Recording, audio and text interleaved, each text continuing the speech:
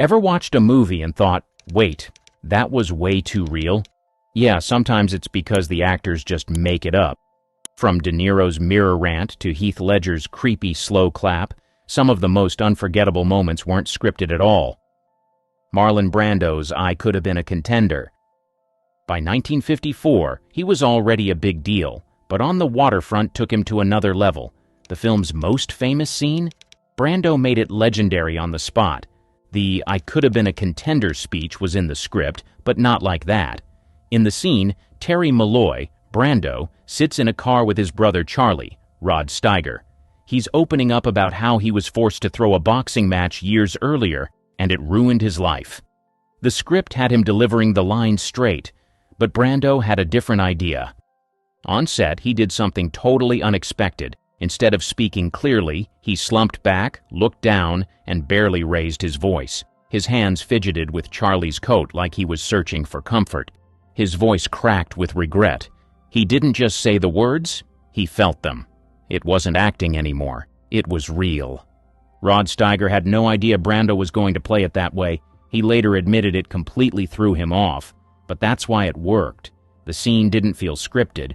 It felt like a real conversation between two broken brothers. Director Elia Kazan saw it happen and knew it was gold. He kept every bit of Brando's improvisation, and the scene became one of the most studied moments in movie history.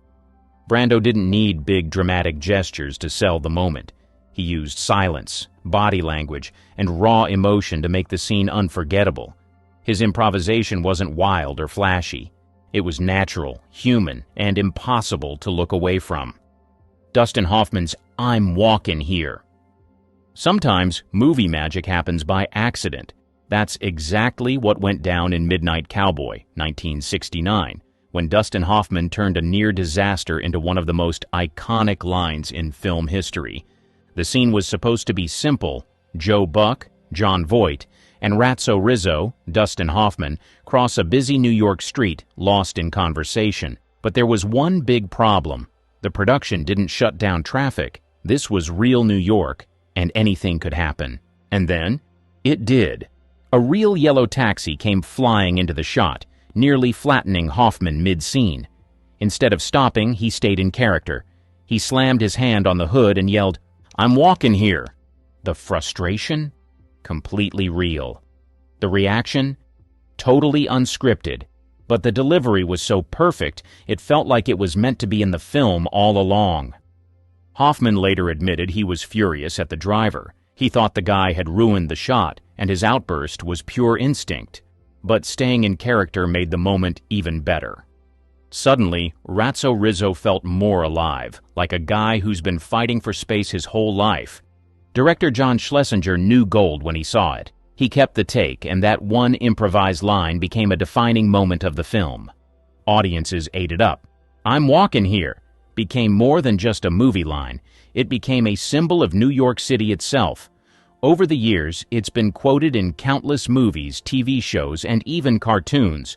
What makes it so legendary? It wasn't just the words, it was the attitude. Hoffman's raw, unscripted frustration captured the energy of New York better than any scripted line ever could. It turned a simple street crossing scene into one of the most unforgettable moments in Hollywood history. Robert De Niro's "You Talkin' to Me"? Some movie lines become so legendary that people forget they were never in the script. Taxi Driver, 1976, has one of the most famous examples. Robert De Niro's chilling, unscripted mirror scene. De Niro played Travis Bickle, a lonely, unstable cab driver losing his grip on reality. In one scene, he stands in front of a mirror practicing a confrontation with an unseen enemy. The script simply said, Travis talks to himself in the mirror. That's it. No lines, no direction. Just an open space for De Niro to fill. And he did. Staring at his own reflection, De Niro suddenly tilted his head, squinted, and muttered, "You talking to me?" No response. He repeated it, louder, more aggressive. "You talking to me?" He reached for his hidden gun, pulled an imaginary trigger. His eyes darkened, his body stiffened. He was somewhere else, somewhere dangerous. The crew watched in silence. Martin Scorsese let the camera roll, mesmerized. This wasn't acting, it was something deeper. Later, De Niro admitted the line came from nowhere. He had been playing around with the moment, drawing from things he'd seen. Some say he got it from Bruce Springsteen, who once teased fans yelling his name in a similar way. Others believe it came from mob culture, where confrontations start with those exact words. Either way, it was pure improvisation, and it defined Travis Bickle's unraveling mind. The moment was so powerful, audiences assumed it was in the script. It wasn't. But once Scorsese saw it, there was no way it wasn't making the final cut. "You talkin' to me?" became one of the most imitated lines in film history. People quote it, parody it, and still feel uneasy watching it. The scene worked because it felt real, like watching a man spiral in real time. Jack Nicholson's Here's Johnny. Horror movies thrive on the unexpected, but few moments feel as terrifyingly real as Jack Nicholson's improvised line in The Shining, 1980. The scene? Simple, but horrifying. Jack Torrance, Nicholson, now completely unhinged, is chasing his wife, Wendy, Shelley Duvall, through the Overlook Hotel. She's locked herself in the bathroom. He grabs an axe. With each swing, the door splinters apart. She screams. He keeps going. But then he does something that wasn't in the script. With wild eyes and a maniacal grin, Nicholson sticks his head through the broken door and growls, "Here's Johnny." That line? Never written, never planned. Nicholson pulled it from The Tonight Show starring Johnny Carson, where the announcer Ed McMahon would introduce Carson with that exact phrase. But here, it was anything but funny. Stanley Kubrick, famous for being a perfectionist, had already made Nicholson shoot this scene over 40 times. The axe was real. The exhaustion was real. Shelley Duvall's fear, also real. By the time Nicholson ad-libbed the line, everyone was so deep in the madness of the moment, it just worked. Kubrick, who was notoriously difficult to please, loved it. He kept the take, and just like that, an unscripted joke turned into one of horror's most famous moments. Audiences were terrified. The mix of Nicholson's delivery, the broken door, and Wendy's genuine panic made the scene feel too real, too close. Even decades later, Here's Johnny still sends chills down people's spines. What makes it so legendary? It's not just what he said, it's how he said it. That insane grin, the crazed look, the way he turned a silly TV catchphrase into something that made audiences feel trapped with him. Nicholson was already terrifying in The Shining, but this moment, it made him iconic. A single unscripted line that burned itself into horror history forever. Harrison Ford's I Know. Some actors memorize their lines, others rewrite history with a single word. That's exactly what happened in The Empire Strikes Back, 1980, when Harrison Ford ditched the script and gave Han Solo his coolest moment ever. The scene. Han Solo is about to be frozen in carbonite. Princess Leia, Carrie Fisher, realizing she might never see him again, finally admits, "I love you." The original script had Han replying, "I love you too." But Ford wasn't feeling it. He knew Solo wasn't the sentimental type. He told director Irvin Kershner, "It doesn't feel right." So, when the cameras rolled, he ignored the script completely. Instead, he stayed in character, glanced at Leia, and smirked. I know. That was it. 2 words. Instant movie magic. Carrie Fisher was stunned. The crew froze. Kershner loved it. George Lucas wasn't sure at first, but once he saw the scene in full, he kept Ford's improv without hesitation. And just like that, a casual, unscripted line became one of the most iconic moments in Star Wars history. Audiences went wild. I Know wasn't just smooth. It was pure Han Solo. It made the moment feel more personal, more real. Han wasn't just repeating what Leia said. He was acknowledging it in his own way, with the same swagger that made him everyone's favorite scoundrel. The impact? Massive. Decades later, fans still debate whether the original line would have worked. Spoiler, it wouldn't have. Han Solo wasn't a typical hero, and I love you too would have felt forced. I know made the moment cool, emotional, and unforgettable, all at the same time.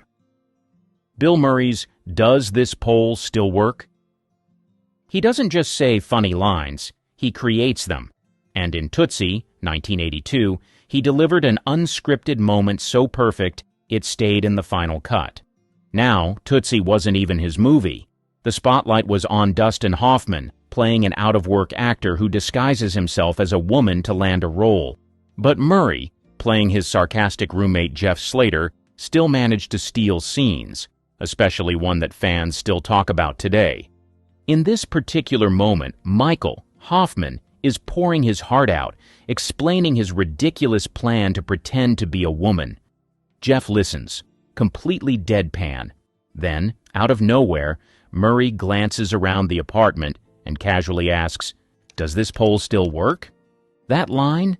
Not in the script. It had nothing to do with the conversation, which is exactly why it was so funny. Hoffman almost lost it on camera. The cast and crew struggled to hold back laughter, but the timing was too perfect to cut. Director Sidney Pollack knew that Murray's ability to go off-script added a different energy to the movie, so he let him ad-lib freely throughout the film.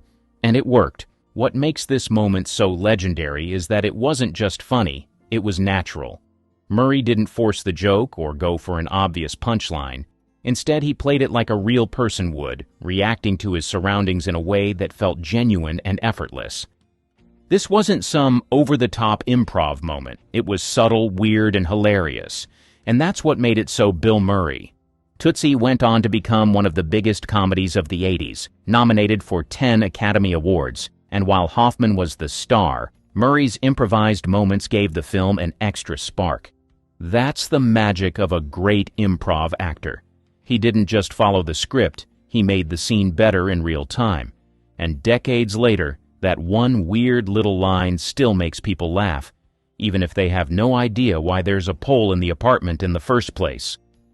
Robin Williams' Genie. When Disney hired Robin Williams to voice the genie in Aladdin, 1992, they had a script. He ignored most of it. Williams didn't just play the genie, he became him, turning what was supposed to be a supporting character into the film's biggest highlight. The original script had jokes, sure, but Williams had a different approach. Why follow a script when you can improvise 90% of your lines? And that's exactly what he did. During recording sessions, Williams didn't just read lines, he went off the rails. He launched into celebrity impressions, weird voices, rapid-fire jokes, and completely random tangents. Some of the best moments? Completely unscripted. The Jack Nicholson impression? Improvised. The Groucho Marx routine?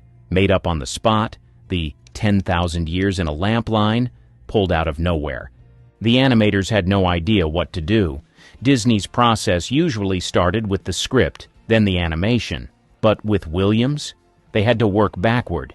His improvisations came first, and then they built the genie around his wild, unpredictable energy. The sheer amount of material he recorded was insane. Williams riffed so much that Disney ended up with over 16 hours of audio, way more than they could ever use.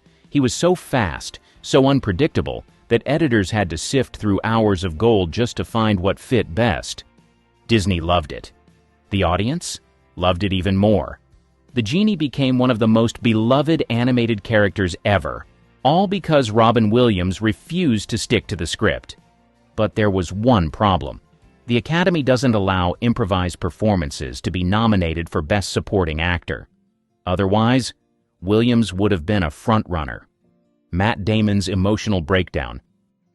Some actors deliver great performances. Others, like Robin Williams, create moments so real they leave their co-stars speechless.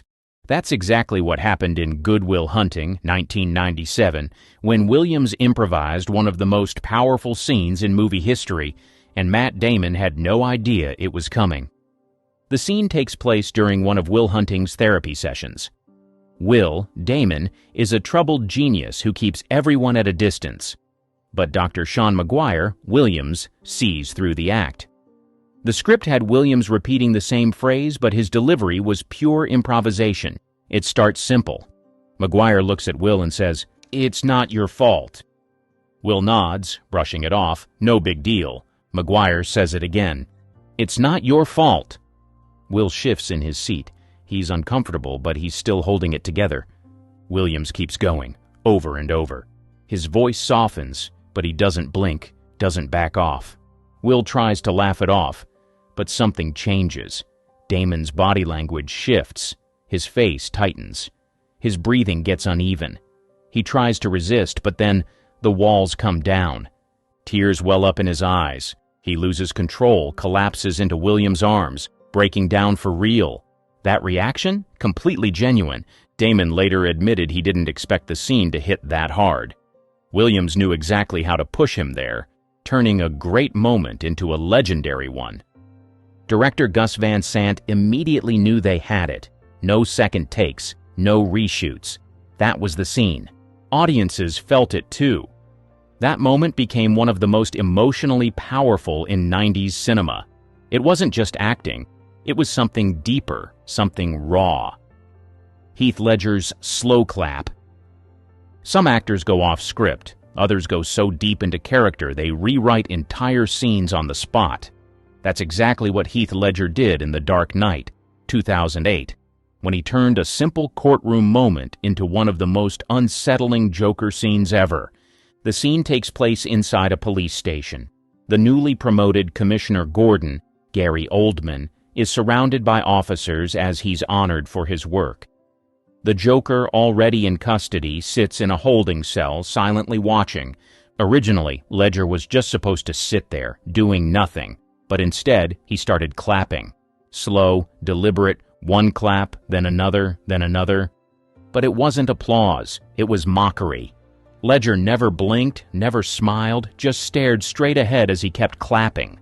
The slow, rhythmic sound filled the silence, making the entire scene 10 times more unsettling. The best part? No one expected it. Gary Oldman later admitted he had no idea Ledger was going to start clapping, but he stayed in character and let the moment play out.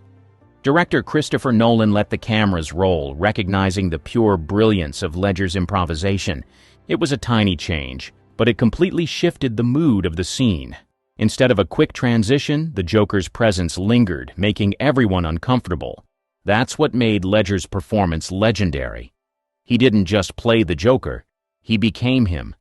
He was so deep in character that he found ways to make every moment feel unpredictable, even in a simple scene like this.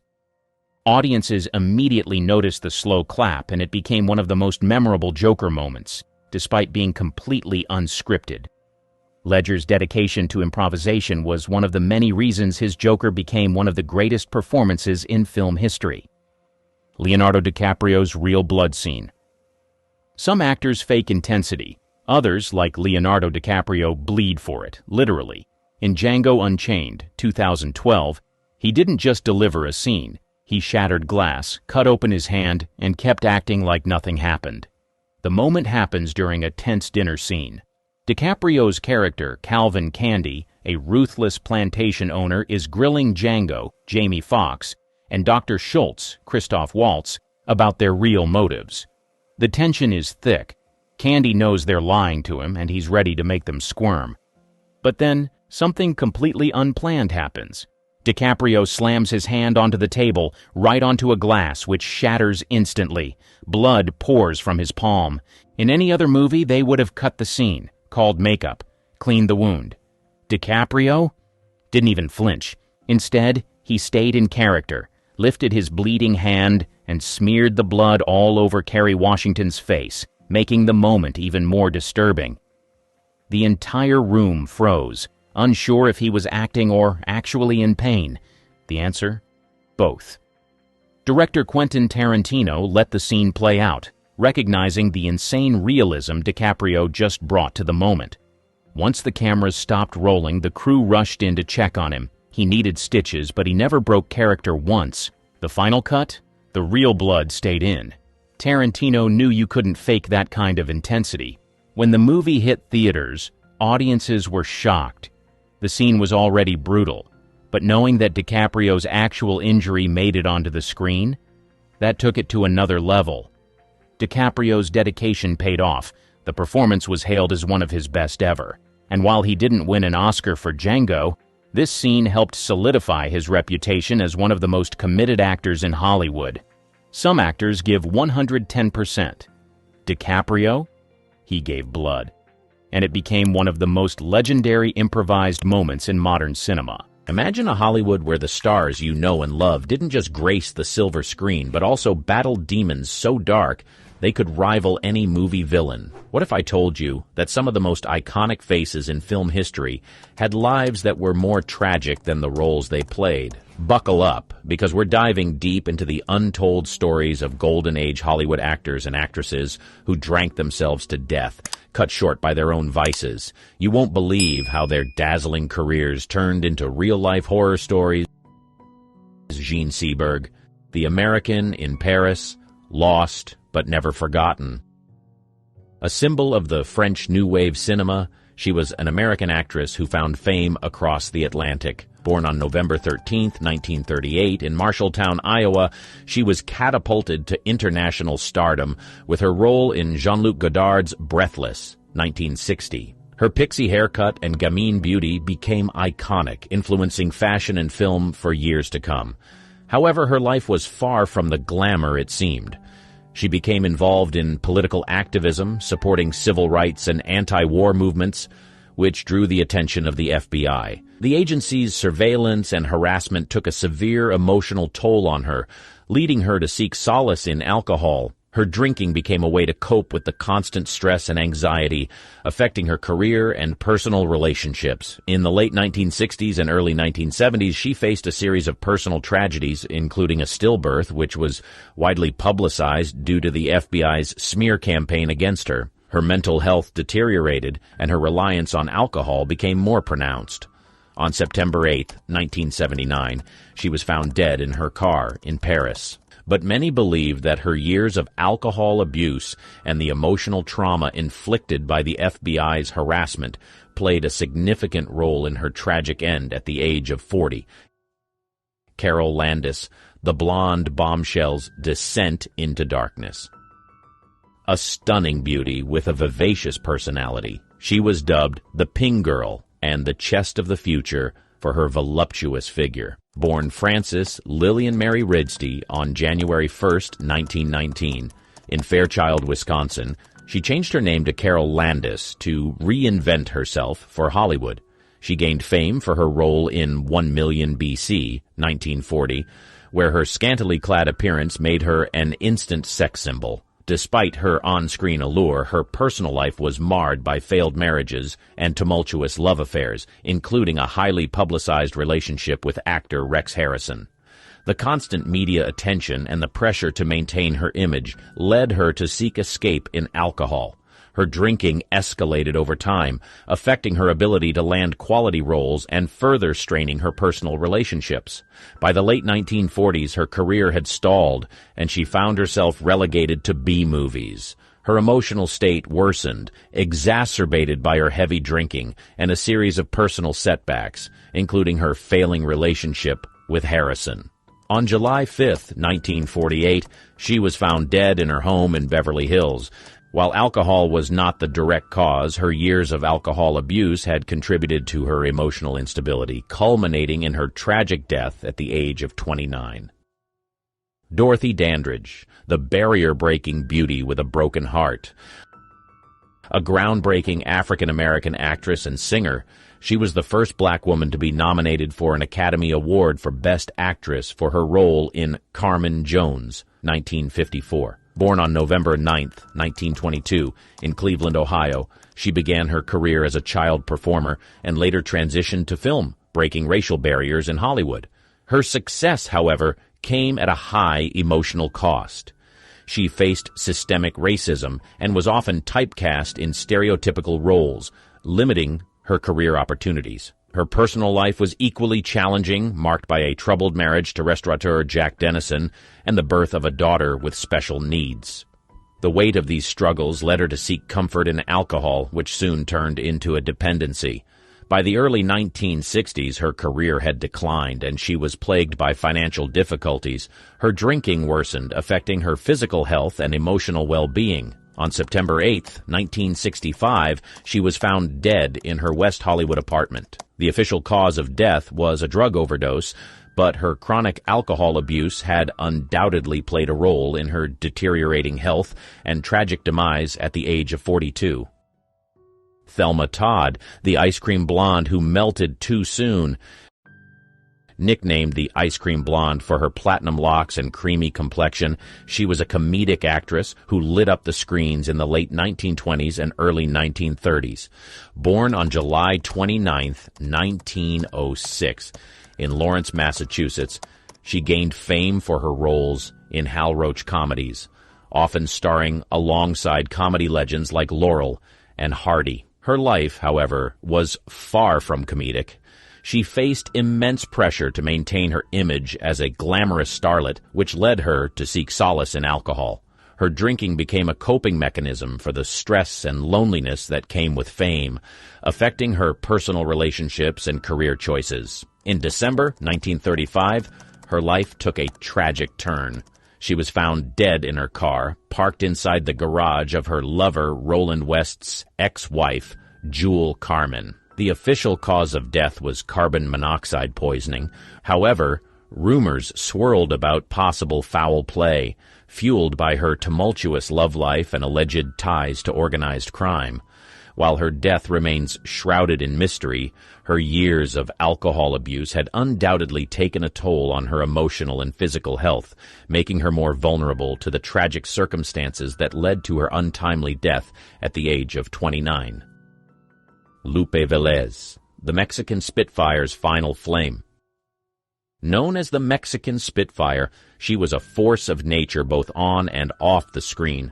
Born Maria Guadalupe Villalobos Velez on July 18, 1908, in San Luis Potosi, Mexico, she moved to the United States to pursue a career in entertainment. She quickly gained fame for her roles in films like The Gaucho, 1927, and Wolf Song, 1929, often portraying fiery and passionate characters. Her personal life was equally tempestuous, marked by high-profile relationships and marriages, including a tumultuous union with actor Johnny Weissmuller. The constant media scrutiny and the pressure to maintain her vivacious public persona led her to alcohol as a coping mechanism.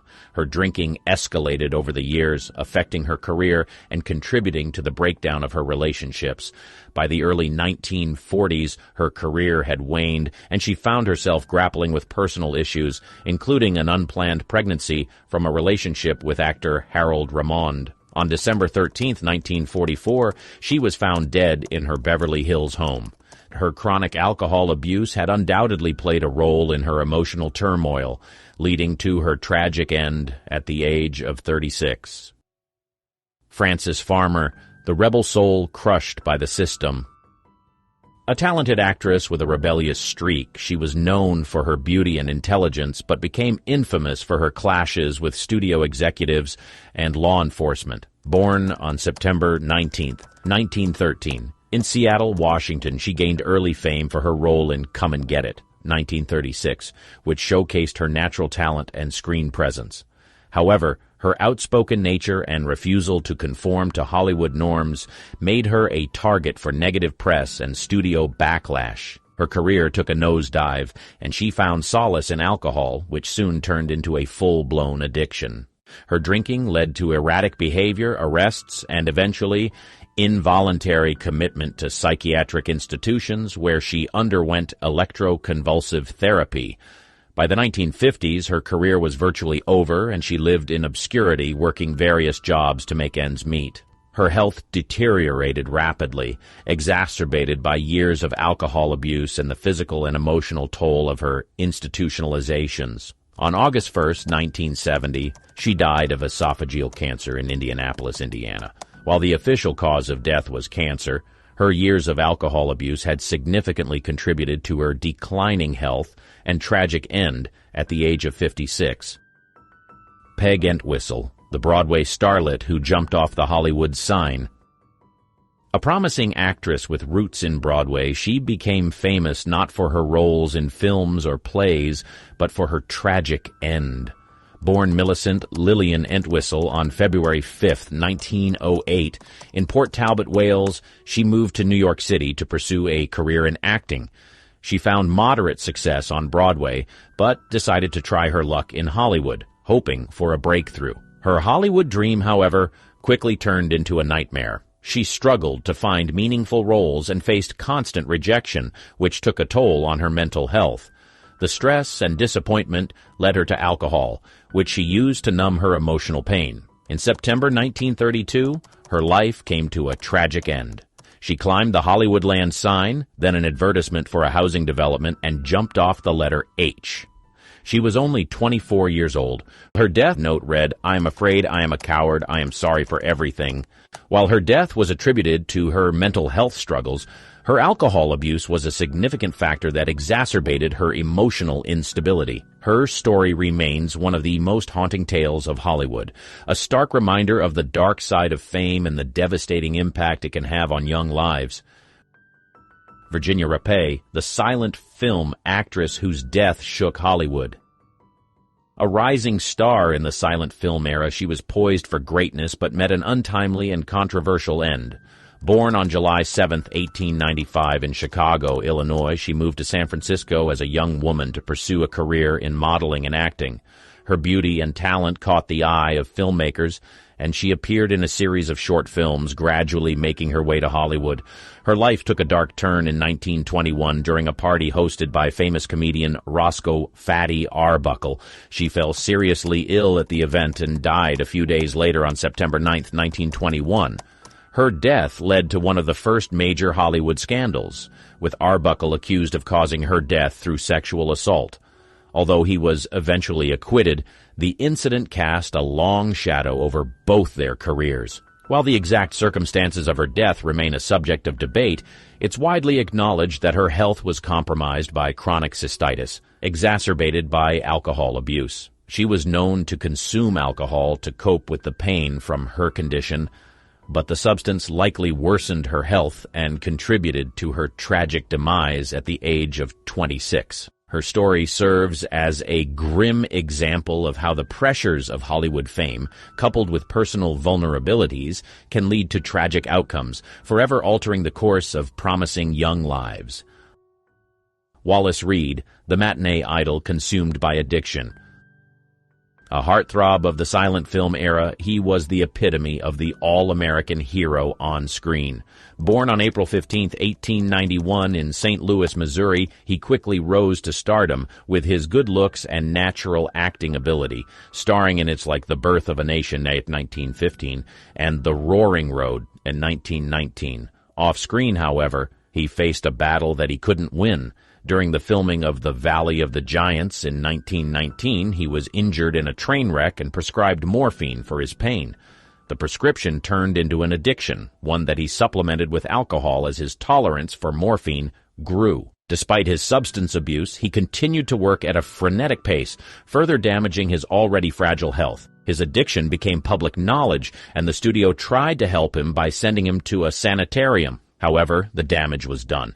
His health deteriorated rapidly, and he was plagued by bouts of pneumonia and influenza, exacerbated by his weakened immune system due to years of substance abuse. On January 18, 1923, he died in a sanitarium in Pasadena, California, at the age of 31. The official cause of death was listed as influenza, but it was clear that his years of alcohol and morphine abuse had taken their toll, cutting short a promising career and life. John Gilbert, the silent film star, silenced by his demons. A leading man of the silent film era, he was often compared to greats like Rudolph Valentino for his romantic roles. Born John Cecil Pringle on July 10, 1897, in Logan, Utah, he gained fame for his collaborations with actress Greta Garbo in films like Flesh and the Devil, 1926, and Love, 1927. However, the advent of talkies proved to be his downfall. His voice didn't transition well to the new medium, and his career began to decline. This professional setback led him to seek solace in alcohol, which soon turned into a full-blown addiction. His drinking affected his ability to work, leading to fewer roles and a tarnished reputation. His personal life was equally tumultuous. He had a series of failed marriages and relationships, adding to his emotional turmoil. His health began to deteriorate due to his excessive drinking, leading to severe liver problems and other complications. On January 9, 1936, he died from a heart attack, exacerbated by his years of alcohol abuse. He was only 38 years old. His death marked the end of a career that had once been full of promise but was ultimately undone by the pressures of fame and his struggles with addiction. Bela Lugosi, the man behind Dracula's cape, best known for his iconic role as Count Dracula in the 1931 film Dracula, he was a Hungarian-American actor who became a legend in horror cinema. Born Bela Ferenc Dezo Blasco on October 20th, 1882, in Lugos, Hungary, he immigrated to the United States in 1920 and quickly found work in Hollywood. His portrayal of Dracula made him an instant star, but it also typecast him in horror roles, limiting his career opportunities. As the years passed, the roles became less frequent and less prestigious. This decline in his career led him to seek comfort in morphine and methadone, substances he initially used to treat chronic sciatica. His addiction worsened over time, affecting both his professional and personal life. Multiple attempts at rehabilitation failed, and his health deteriorated rapidly. He was virtually forgotten by the industry that once celebrated him, and he spent his final years in near obscurity. On August 16, 1956, he passed away in his Los Angeles apartment from a heart attack, but his years of substance abuse had undoubtedly contributed to his poor health. He was 73 years old. His life serves as a cautionary tale of the pitfalls of typecasting and the devastating effects of addiction, even for those who once stood at the pinnacle of Hollywood fame. Lou Tellegen, the dashing actor whose flame burned out too soon. A Dutch actor and director, he was once considered one of the most handsome men in Hollywood. Born on November 26, 1881 in Sint Edenrode, Netherlands, he moved to the United States and quickly became a sensation, starring in films like The Explorer, 1915, and The Victoria Cross, 1916. His good looks and charm couldn't protect him from the pitfalls of fame. The pressure to maintain his image and the competition for roles in a rapidly changing industry led him to seek comfort in alcohol. His drinking escalated into a serious problem, affecting both his career and personal life. His marriage to opera singer Geraldine Farrar ended in divorce, adding another layer of emotional distress. His career began to wane and roles became increasingly scarce. Financial difficulties followed, plunging him into a state of despair, a tragic end to a life that had once been filled with promise. He was 52 years old. His death shocked Hollywood and his fans, serving as a grim reminder of the destructive power of fame and addiction. Olive Thomas, the Ziegfeld Girl. A stunning beauty and one of the original Ziegfeld Foley's girls, she was on the cusp of major stardom. Born on October 20th, 1894 in Charleroi, Pennsylvania, she moved to New York City to pursue a career in modeling and acting. Her beauty quickly caught the eye of Florenz Ziegfeld, and she became one of his famed Ziegfeld girls. Her transition to films was seamless, and she starred in several silent films like The Flapper, 1920, and Everybody's Sweetheart, 1920. However, the pressures of her rapid rise to fame began to weigh on her. She married actor Jack Pickford, the younger brother of silent film star Mary Pickford, but the marriage was fraught with difficulties, including both of them engaging in excessive drinking. In a tragic turn of events, while on a second honeymoon in Paris, she ingested mercury bichloride, a toxic substance. The circumstances remain unclear, but it's widely believed to have been an accident, possibly fueled by her intoxicated state. She died on September 10, 1920, at the age of 25, just as her career was taking off. Her untimely death shocked Hollywood and her fans, and her story serves as a cautionary tale about the perils of fame and the destructive potential of substance abuse. As the spotlight dims on these tragic tales, you might be left wondering, what's the real cost of fame? These stories are not just footnotes in Hollywood history, they're cautionary tales that echo through time, reminding us that stardom has its dark side. When you hear the name Frances Farmer, what comes to mind? Maybe her impeccable talent, or maybe her beauty and grace? Well, there's more to this legendary actress than most know about. From the fact that she single-handedly took on the entire system in Hollywood, to the harsh allegations and stumbles that her life and career threw at her, many occurrences would have been best kept secret, but they all make the eventful, sad, tragic, and intriguing life of Frances Farmer. So let's start from the top. The onset of stardom. Frances Elena Farmer was born on September 19, 1913, in Seattle, Washington. Her mother, Cora Lillian Van Ornum, was a boarding house operator and dietitian, while her father, Ernest Melvin Farmer, was a lawyer. Her father came from Spring Valley, Minnesota, and her mother was from Oregon, with roots tracing back to pioneers. Frances had an older sister named Edith, an older brother named Wesley, and an older half-sister named Rita from her mother's first marriage. Tragically, before Wesley and Edith were born, her mother lost another daughter to pneumonia during infancy. When Frances was just 4 years old, her parents separated, and her mother moved the children to Los Angeles to be closer to her sister, Zella. In early 1925, the family relocated to Chico, California, where Lillian pursued a career in nutrition research. However, the demands of caring for her children soon overwhelmed her, and she decided it was best for them to return to their father in Seattle. Their Aunt Zella drove them to Albany, Oregon, where they boarded a train back north. This turbulent period had a profound effect on Frances. She later recalled that the trip marked the end of her dependent childhood, forcing her to grapple with the unpredictable nature of adults and her shifting home life.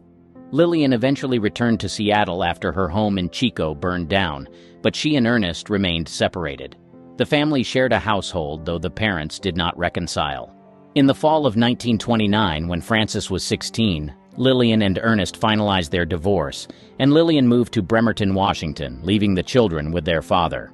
Frances attended West Seattle High School, where she distinguished herself not only as a student, but as a writer.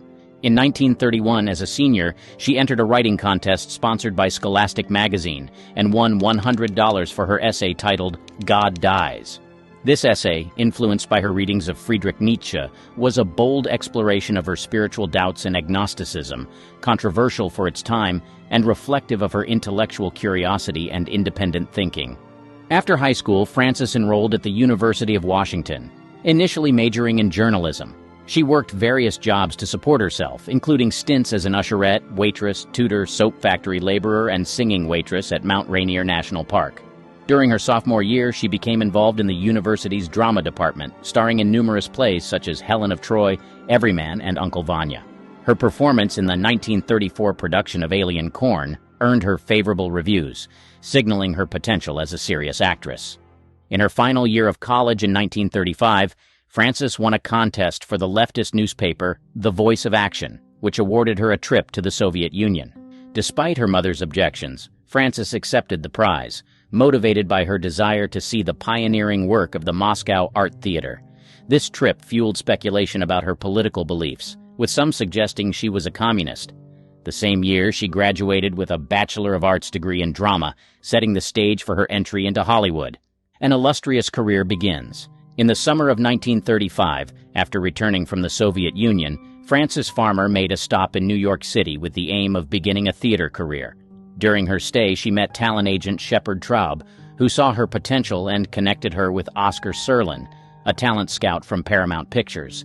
Serlin arranged a screen test for Farmer, which led to an incredible opportunity. Paramount offered her a 7-year contract, which she signed in New York City on her 22nd birthday. Following her screen tests on Long Island, Farmer moved to Los Angeles to commence her work with Paramount. Upon her arrival, she underwent dental surgery to correct a gap in her front teeth, a common procedure for aspiring stars to meet Hollywood's beauty standards. She spent countless hours on the Paramount studio lot, engaged in screen testing and extensive training. By November 1935, she had secured her first role in the B-movie Too Many Parents, 1936, a comedy about young men in military school. The film was a box office success, marking a promising start to her Hollywood career. Shortly after completing the film in February 1936, Farmer married Leif Erikson, a fellow Paramount contract player she had met on the studio lot. With her marriage, she continued to build her career, landing a lead role in the drama Border Flight. Later that same year, Farmer achieved a significant milestone by being cast in her first A feature, Rhythm on the Range, a Western starring Bing Crosby. She later reminisced about the film, revealing that she had a crush on Crosby since high school and felt awestruck to work alongside him as his leading lady in her first major film. The film garnered favorable reviews and significantly boosted Farmer's public reputation. After its release, Paramount studio head Adolph Zukor called her and advised her to start acting like a rising star. However, Farmer resisted the Hollywood lifestyle, preferring to spend time at her home in Laurel Canyon with Erickson and declining invitations to Hollywood parties and events. In an attempt to market her, Paramount branded her in press releases as the star who would not go Hollywood, emphasizing her eccentric fashion choices. During the summer of 1936, Farmer was lent to Samuel Goldwyn to appear in Come and Get It, based on Edna Ferber's novel. In the film, she portrayed a young woman pursued by her mother's former lover. Initially directed by Howard Hawks, the film saw a directorial change when William Wyler replaced Hawks midway through production. Farmer, unsure about the change, clashed with Wyler during filming. Wyler later commented that the nicest thing he could say about her was that she was unbearable. Despite their tumultuous working relationship, Hawks admired Farmer's talent, stating she had more talent than anyone he had ever worked with. The film's premiere took place in Seattle, Farmer's hometown, where she maintained a quiet and reserved demeanor, leading to news reports labeling her as cold and aloof. Nonetheless, Come and Get It received praise from both the public and critics, with many reviews hailing Farmer as a newfound star, even comparing her to Greta Garbo. In 1937, Farmer was lent to RKO to star opposite Cary Grant in The Toast of New York, a film about a Wall Street tycoon. The production was fraught with difficulties as Farmer was unhappy with the rebranding of her character from a hard-edged vixen to an ingenue fresh from Sunnybrook. On set, she argued with director Roland V. Lee and gave dismissive interviews to the press. Dissatisfied with the direction her career was taking after The Toast of New York, Farmer resisted the studio's attempts to control her and their efforts to glamorize her private life. A 1937 article in Collier's magazine sympathetically described her as indifferent to her clothing and noted that she drove an older model green roadster. Also in 1937, she appeared in the crime drama exclusive opposite Fred McMurray and the Technicolor adventure film Ebb Tide opposite Ray Milland. However, as she rose to fame and became all she ever wanted in Hollywood, Frances Farmer was seen as a tool by studio executives, and they attempted to control her. Thankfully, she had a strong will and a bold personality. Exposure to the dark side of Hollywood. Hollywood around the 1930s was not a pretty sight, especially behind the scenes. Studio executives wielded immense power, often treating actors as mere commodities. These executives, the unseen puppeteers, orchestrated every move of the stars they created, ensuring that every smile, every line, and every appearance was meticulously controlled to maximize profit. They thrived on the submission and conformity of their stars, but Frances Farmer was not one to conform. From the moment she set foot in Hollywood, Farmer's fiery spirit and determination to retain her individuality were evident. While most newcomers would eagerly submit to the studio's demands, Frances displayed an unusual defiance. Paramount Pictures, one of the most influential studios, quickly realized they had a different kind of star on their hands. Despite their attempts to mold her into the perfect Hollywood actress, Frances resisted fiercely. Farmer's outspoken nature made her a thorn in the side of studio executives. She challenged the oppressive norms of the industry, openly criticizing the lack of creative freedom and the manipulative practices of the studio heads. She refused to attend glamorous parties, shunned the superficial lifestyle, and publicly derided the industry's pretentiousness. This rebellious attitude was both a strength and a vulnerability. One significant clash occurred during the filming of Come and Get It. Initially directed by Howard Hawks, the production saw a midway directorial switch to William Wyler, a move that angered Frances. Her defiance was palpable, resulting in heated exchanges with Wyler, who later remarked that the nicest thing he could say about her was that she was unbearable. Yet Hawks, who had seen her talent firsthand, maintained that she possessed more talent than anyone he had ever worked with. Frances's tumultuous relationship with directors was a reflection of her broader resistance to the control exerted by studio executives. The consequences of Frances's rebellious behavior were swift and severe. Paramount, frustrated by her nonconformity, sought to rein her in by branding her as the star who would not go Hollywood, capitalizing on her eccentricity while subtly attempting to isolate her.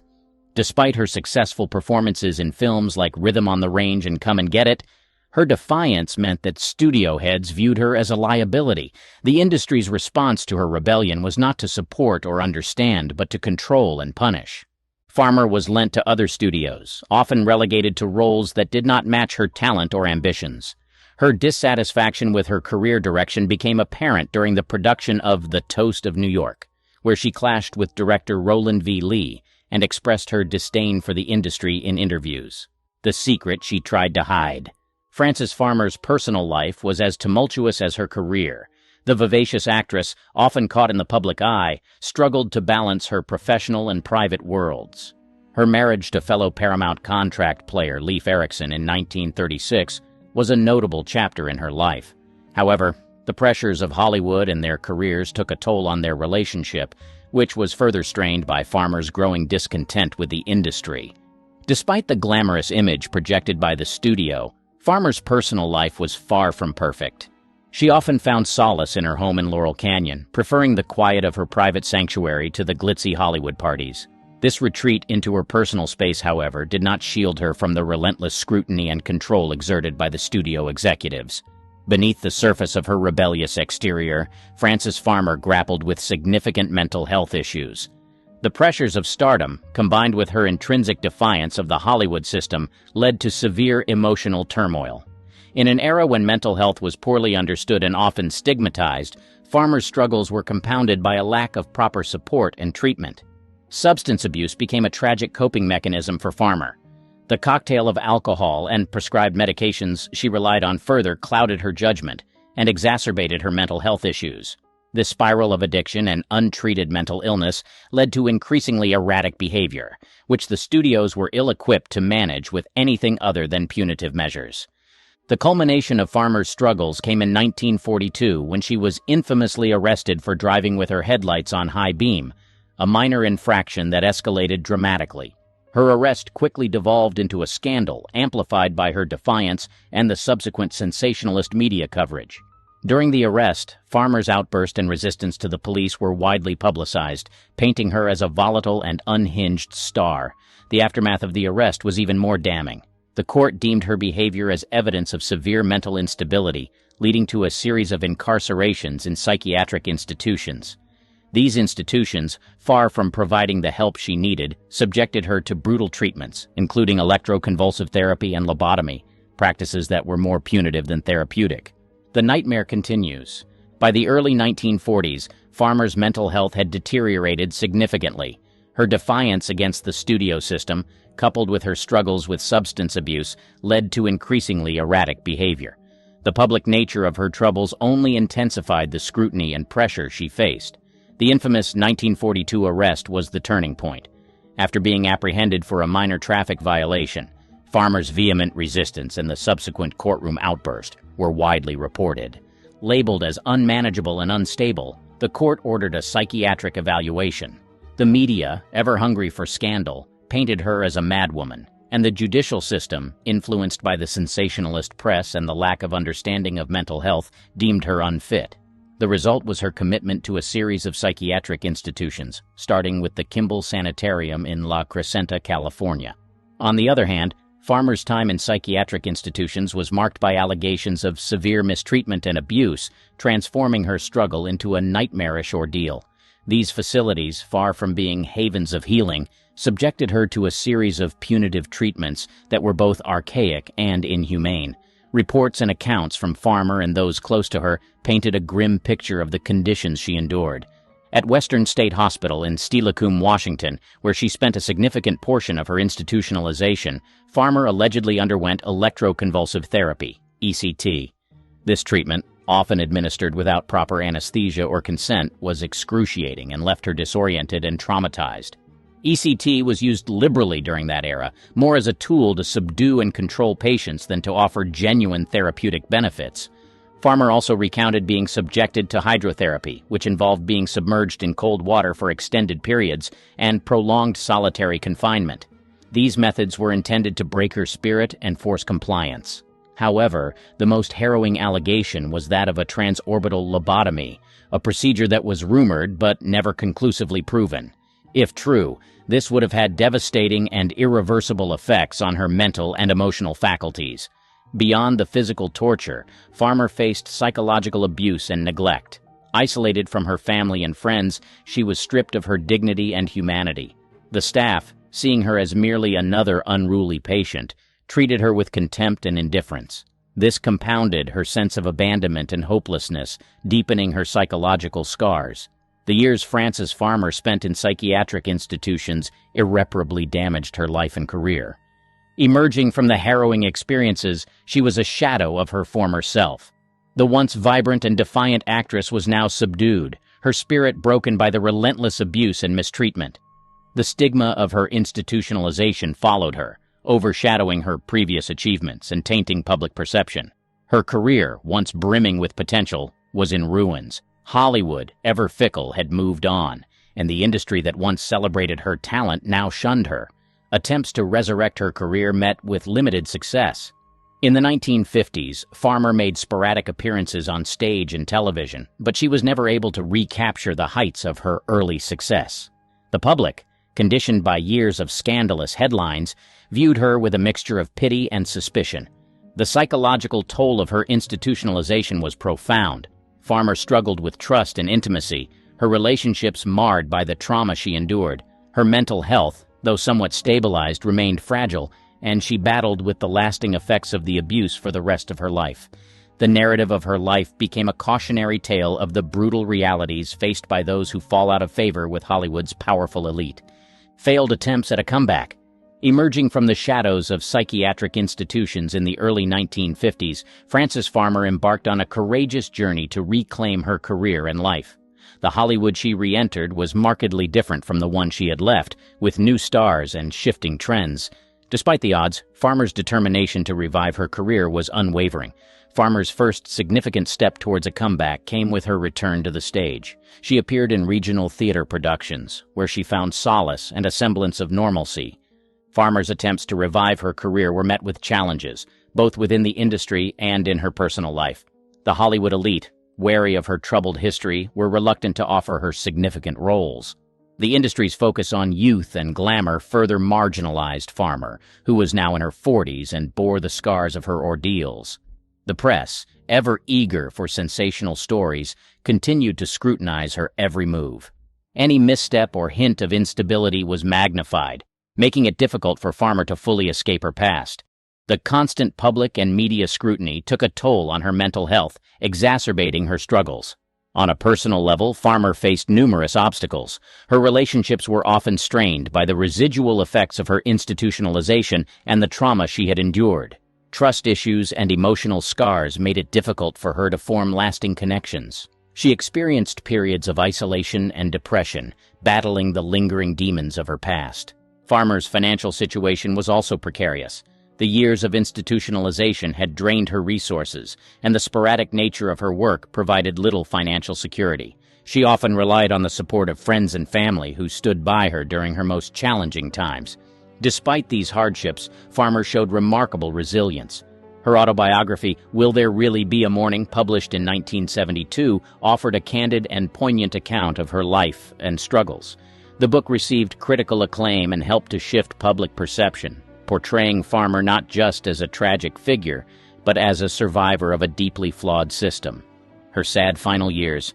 Frances Farmer's final years were a blend of quiet resilience and lingering sorrow.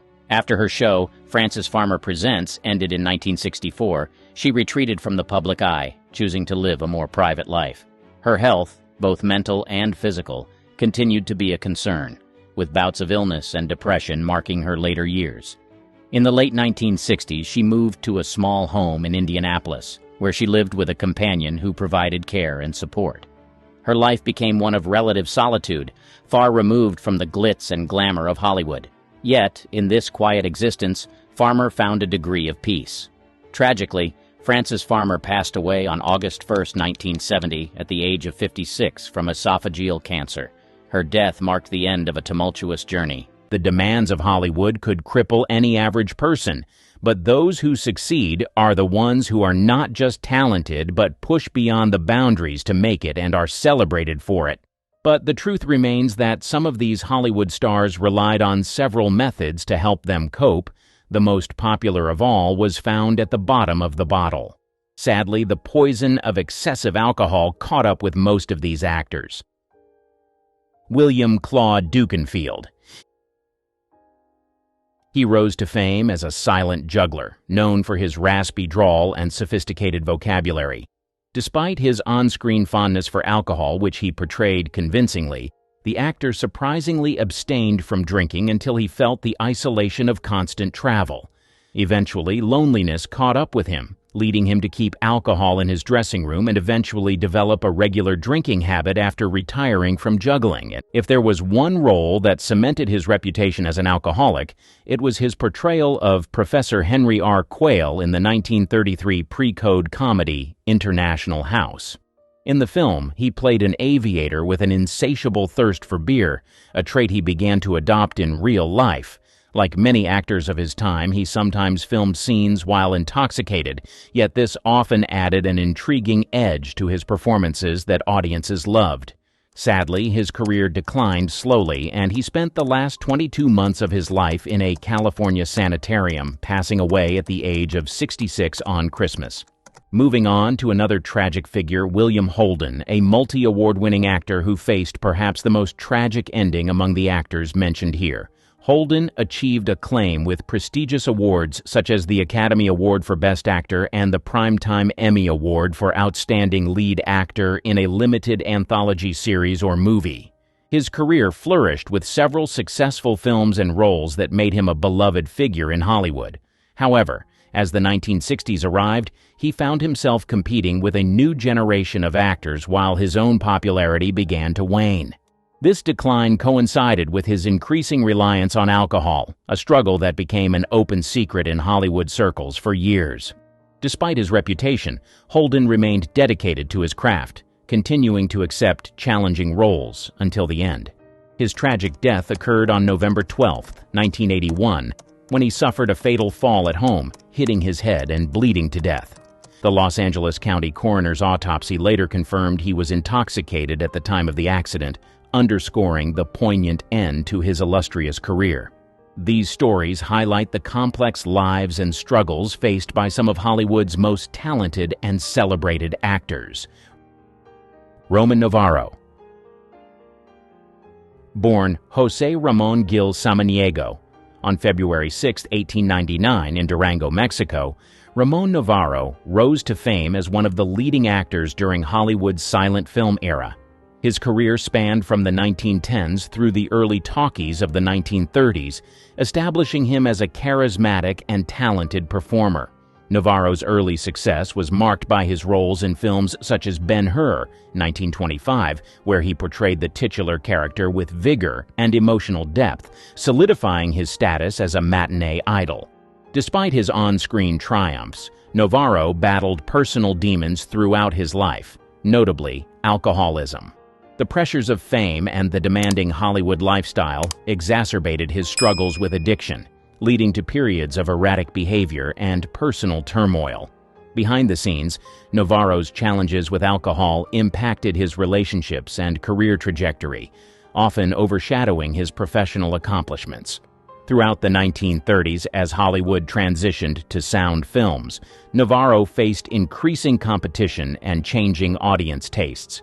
His roles became less frequent, and the industry's shift posed additional challenges for his career. Despite attempts to revive his star status, including ventures into character roles in theater, Navarro's personal battles with alcohol continued to hinder his professional endeavors. Beyond his career struggles, Navarro's personal life also bore the scars of his addiction. He grappled with strained relationships and financial instability, further complicating his journey. Despite efforts to seek treatment and intermittent periods of sobriety, Navarro's addiction remained a persistent force in his life until his tragic death. In 1968, at the age of 69, Ramón Navarro's life came to a tragic end when he was brutally murdered in his home. The circumstances surrounding his death highlighted the dark undercurrents of his final years, underscoring the profound impact of his lifelong battle with alcoholism on both his personal and professional life. Marion Davies. Born Marion Cecilia Duras on January 3, 1897 in Brooklyn, New York, Marion Davies emerged as a prominent actress during Hollywood's golden age. Known for her comedic talent and versatility, Davies captivated audiences with her performances in silent films and later in talkies. Her career flourished under the patronage of media mogul William Randolph Hearst, with whom she had a complex and influential relationship. Despite her professional success and charm on screen, Davies faced personal challenges, most notably her struggle with alcoholism. The pressures of fame, coupled with the tumultuous dynamics of her relationship with Hearst, contributed to her reliance on alcohol as a coping mechanism. Throughout her Hollywood career, Davies battled periods of addiction, which at times overshadowed her achievements in film. Davies's association with Hearst, who exerted significant influence over her career and public image, added layers of complexity to her personal life. Despite her efforts to maintain a public facade of glamour and success, behind the scenes, Davies grappled with the private burden of addiction. Her struggles with alcoholism strained relationships and occasionally disrupted her work, reflecting the toll of her dependency. In later years, Davies' battle with alcoholism became a part of her legacy, intertwined with her contributions to early Hollywood cinema. Her story serves as a poignant reminder of the complexities faced by women in the entertainment industry during the early 20th century, navigating between personal struggles and professional aspirations amidst the glare of public scrutiny. Marion Davies passed away on September 22, 1961, leaving behind a legacy marked by her talent, resilience, and the enduring impact of her performances. Her journey through fame, intertwined with the challenges of addiction, remains a compelling chapter in the history of vintage Hollywood. Franchot Tone. Born Stanislaus Pascal Franchot Tone on February 27, 1905, in Niagara Falls, New York, Franchot Tone established himself as a versatile actor known for his roles in classic Hollywood films. With a career spanning from the 1930s through the 1960s, Tone garnered acclaim for his ability to portray a wide range of characters with depth and sophistication. Despite his professional successes, Tone grappled with a persistent struggle with alcoholism throughout his career. The pressures of Hollywood's demanding schedules, coupled with the temptations of celebrity life, contributed to Tone's reliance on alcohol as a means of coping with the stresses of his career and personal life. Tone's battle with alcoholism often intersected with his professional endeavors, impacting his ability to maintain consistent work and affecting the quality of his performances at times. Despite his talent and dedication to his craft, periods of addiction led to sporadic career challenges and personal setbacks, underscoring the toll of his dependency on both his professional and personal life. Throughout the years, Tone made efforts to confront his addiction, seeking periods of sobriety and occasionally receiving treatment. However, the cyclical nature of alcoholism posed ongoing challenges, influencing his relationships and career trajectory in unpredictable ways. Despite these challenges, Tone's legacy endures through his memorable performances in films such as Mutiny on the Bounty, 1935, for which he received an Academy Award nomination for Best Actor in a Leading Role. His ability to bring depth and nuance to his characters despite personal struggles remains a testament to his talent and dedication to his craft. Franchot Tone passed away on September 18, 1968, leaving behind a legacy marked by his contributions to classic Hollywood cinema and the enduring impact of his performances. Preston Sturgis. Born Edmund Preston Biden on August 29, 1898, in Chicago, Illinois, Preston Sturgis became renowned in Hollywood for his sharp wit and comedic genius as a writer and director. During the 1940s, he achieved acclaim for his ability to blend sophisticated humor with social commentary, making him a pioneer in the screwball comedy genre. Despite his creative success, Sturgis battled a persistent struggle with alcoholism that cast a shadow over his career. The demands of Hollywood's competitive and often tumultuous environment, combined with the pressures of maintaining a prolific output, contributed to Sturgis's reliance on alcohol as a coping mechanism. Sturgis's alcoholism affected his professional life in significant ways.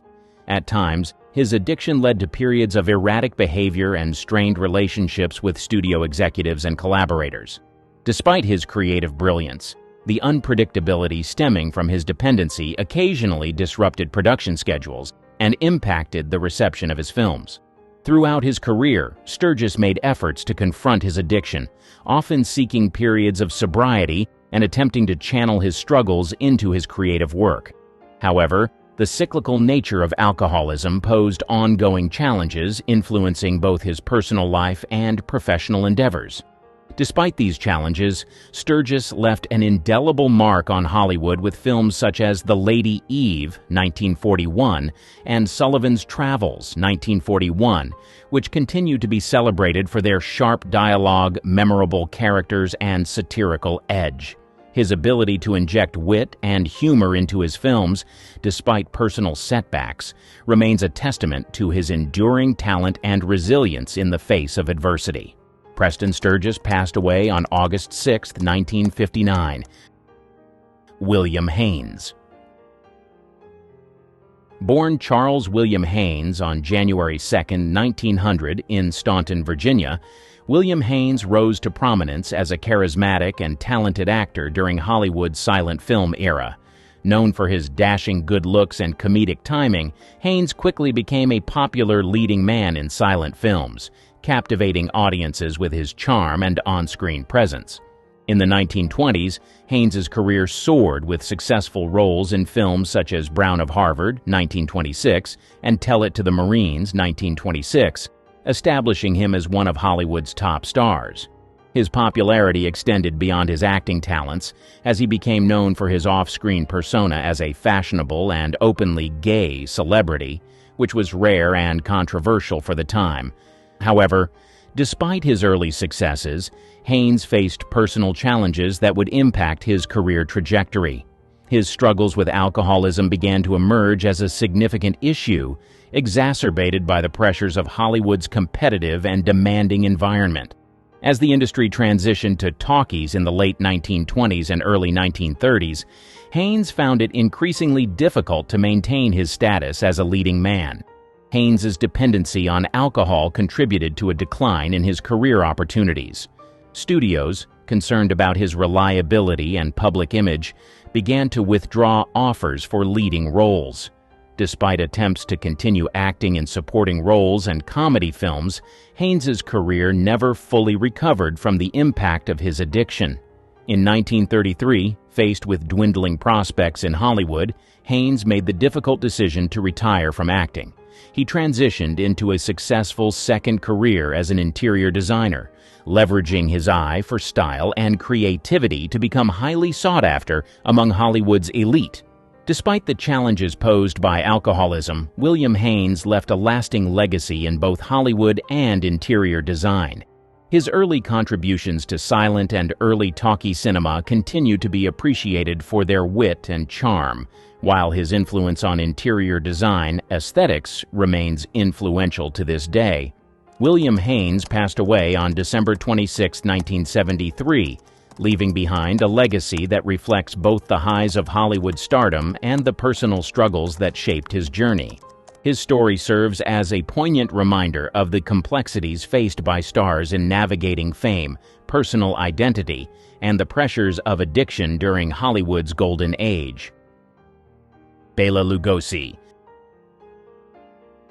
Born Bela Ferenc Dezoblasco on October 20, 1882, in Lugos, Kingdom of Hungary, now Lugoj, Romania, Bela Lugosi achieved international fame as an iconic actor in horror cinema, notably for his definitive portrayal of Count Dracula in the 1931 film adaptation.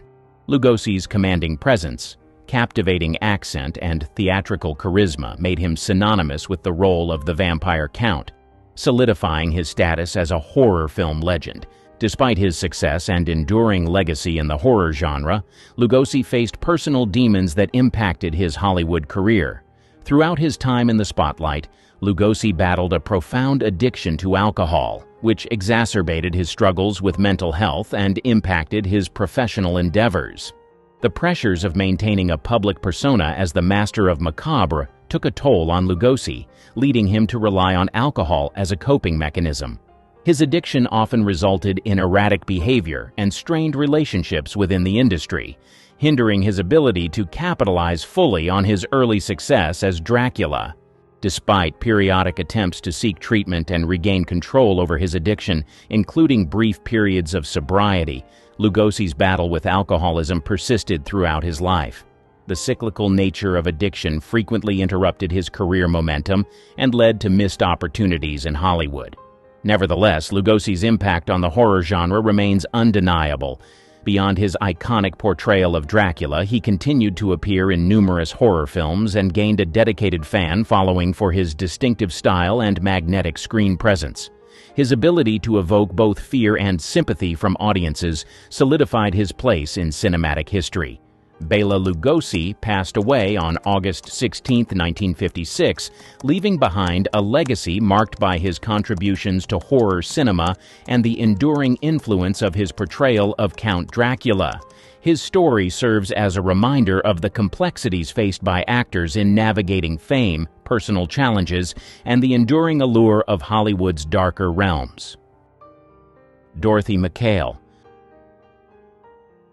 Born Dorothy Davenport on March 4, 1903 in Kingston upon Hull, England, Dorothy McHale was a talented actress who made her mark during Hollywood's silent film era and early talkies. Known for her beauty, versatility, and on-screen presence, McHale captivated audiences with her performances in a variety of roles, ranging from romantic comedies to dramas. Despite her professional successes, McHale faced personal challenges that would impact her career and personal life.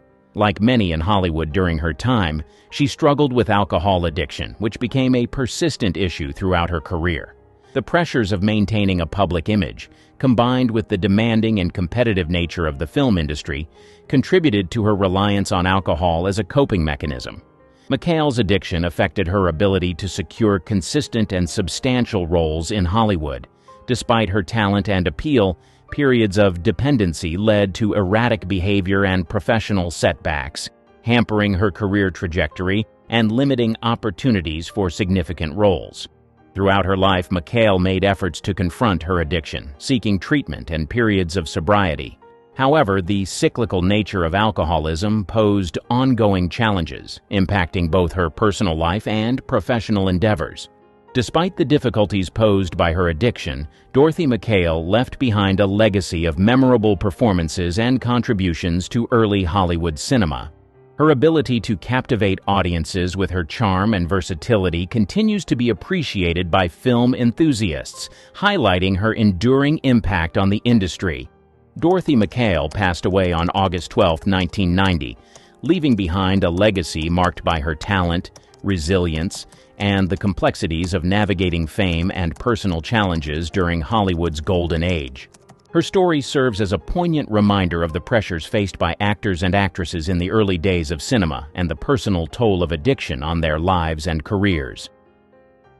Louise Brooks. Born Mary Louise Brooks on November 14, 1906, in Cherryvale, Kansas, Louise Brooks emerged as an iconic figure in silent film history, celebrated for her distinctive bob haircut and magnetic screen presence. Her breakthrough role in G.W. Pabst's Pandora's Box, 1929, solidified her status as a symbol of the liberated and modern woman of the 1920s. Despite her early success and enduring influence on cinema, Brooks faced profound personal struggles throughout her life. Among these challenges were battles with alcoholism and mental health issues, which cast shadows over her career and personal relationships. The pressures of fame and the demanding nature of the film industry contributed to Brooks's reliance on alcohol as a coping mechanism. Her addiction occasionally led to erratic behavior and strained professional opportunities, impacting her ability to capitalize fully on her early acclaim. Beyond her struggles with alcoholism, Brooks also grappled with mental health issues, including bouts of depression and anxiety. These challenges added layers of complexity to her personal life and career, influencing her relationships and artistic pursuits. Louise Brooks passed away on August 8, 1985, leaving behind a legacy marked by her artistic vision, personal struggles, and the enduring allure of her cinematic presence. Jean Eagles. Born Eugenia Eagles on June 26, 1890, in Kansas City, Missouri, Jean Eagles was a stage and film actress whose talent and intensity captivated audiences during the early 20th century. She gained acclaim for her powerful performances on Broadway and later transitioned to Hollywood, where she made a significant impact despite a tragically short film career. Eagles' breakthrough role came with her portrayal of Leslie Crosby in the 1929 film adaptation of W. Somerset Maugham's play, The Letter.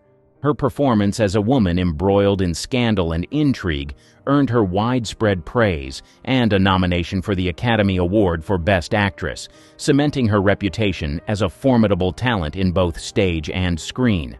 However, behind her professional success lay personal struggles that would profoundly affect her life and career. Throughout her adult life, Eagles battled with alcoholism and substance abuse, which often overshadowed her artistic achievements. The pressures of fame, coupled with the demanding nature of her work, contributed to her reliance on alcohol and drugs as coping mechanisms. Eagles' addiction issues led to periods of erratic behavior and strained relationships, both personal and professional. Despite efforts to seek treatment and intermittent periods of sobriety, her dependency continued to impact her ability to maintain a stable career trajectory and fully capitalize on her early successes. Despite these challenges, Eagles' talent and presence on stage and screen left an indelible mark on the entertainment industry. Her ability to portray complex characters with depth and emotional authenticity resonated deeply with audiences, showcasing her ability to capture the complexities of human emotion and frailty. Tragically, Jean Eagles' life was cut short at the age of 39 on October 3, 1929, due to complications from alcoholism and drug addiction. Her untimely death marked the premature end of a career that showed immense promise and potential, leaving behind a legacy defined by her talent, intensity, and the tragic consequences of addiction in the golden age of Hollywood. As far as Hollywood is concerned, there is no telling how many secrets and affairs go on behind closed doors. However, as much as some of these Hollywood stars tried to hide their steamy affairs, the evidence, love children, blossomed suddenly, giving the stars no choice but to make it public and invite scandals and media outrage.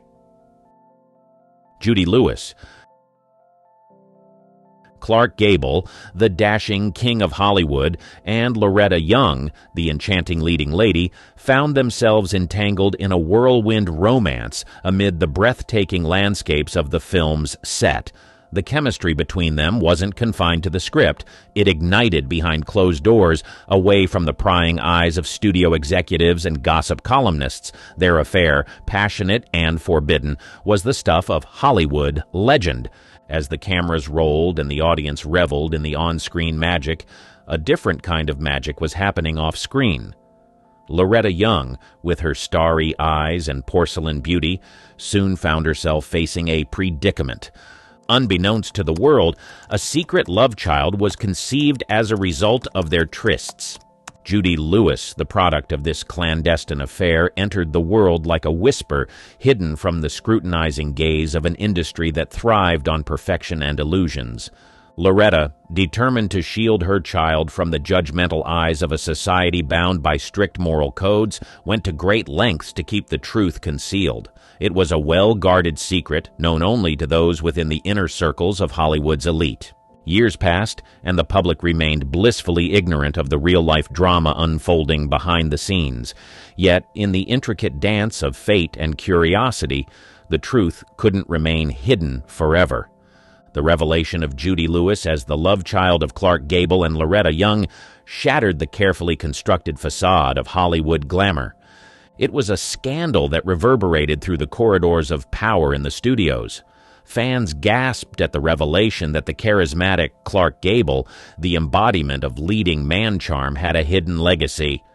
Loretta Young, who had portrayed virtuous heroines on screen, now faced the scrutiny of a judgmental public. The truth emerged like a carefully orchestrated plot twist during a climactic scene. Judy Lewis, now a young woman, unveiled the long-guarded secret during a period of changing norms and attitudes. The revelation, once kept hush-hush, now spilled into the open, sparking a media frenzy that Hollywood hadn't witnessed before. Sean Flynn.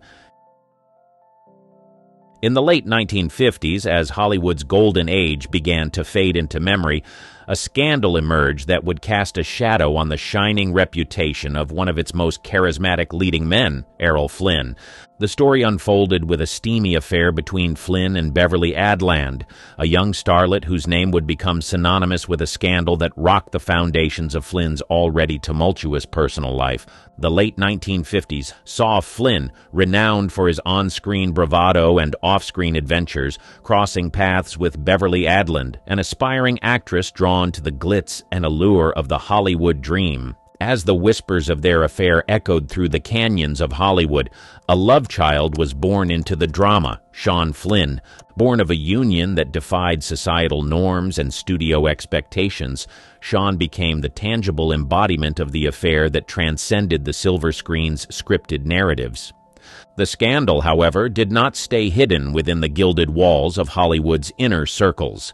The tabloids feasted on the salacious details of Flynn's affair with the young starlet, portraying him not as the dashing hero of swashbuckling adventures, but as a flawed protagonist in the drama of his own life. Errol Flynn, whose personal life was already a canvas painted with controversies, found himself navigating a storm of public scrutiny and judgment. The scandalous affair with Beverly Adland became a lightning rod for critics eager to tarnish the legacy of a Hollywood icon.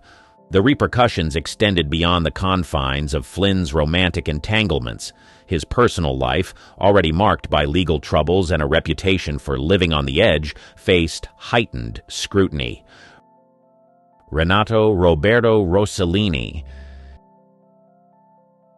In the post-World War II era, where Hollywood's glitz collided with European cinematic innovation, the tale of Ingrid Bergman and Roberto Rossellini unfolded as a riveting drama that transcended the confines of the silver screen.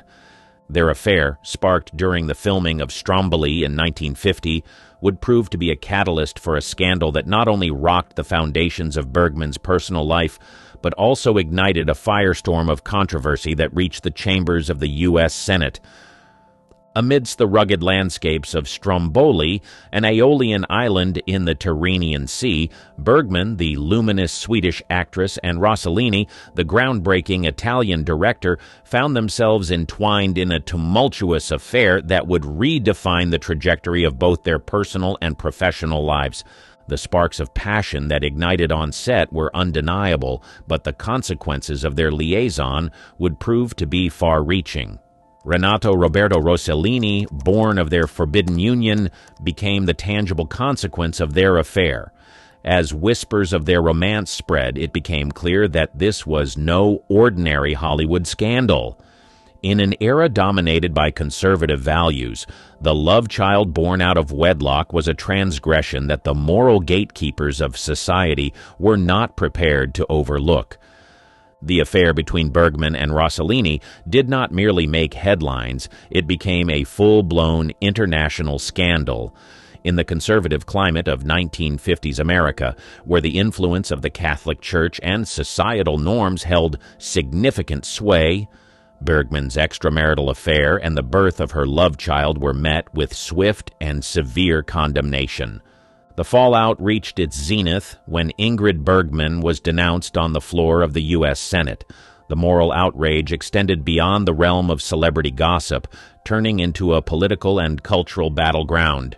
Bergman, once a beloved Hollywood icon, found herself at the center of a storm that questioned not only her personal choices but also the perceived morality of the entertainment industry.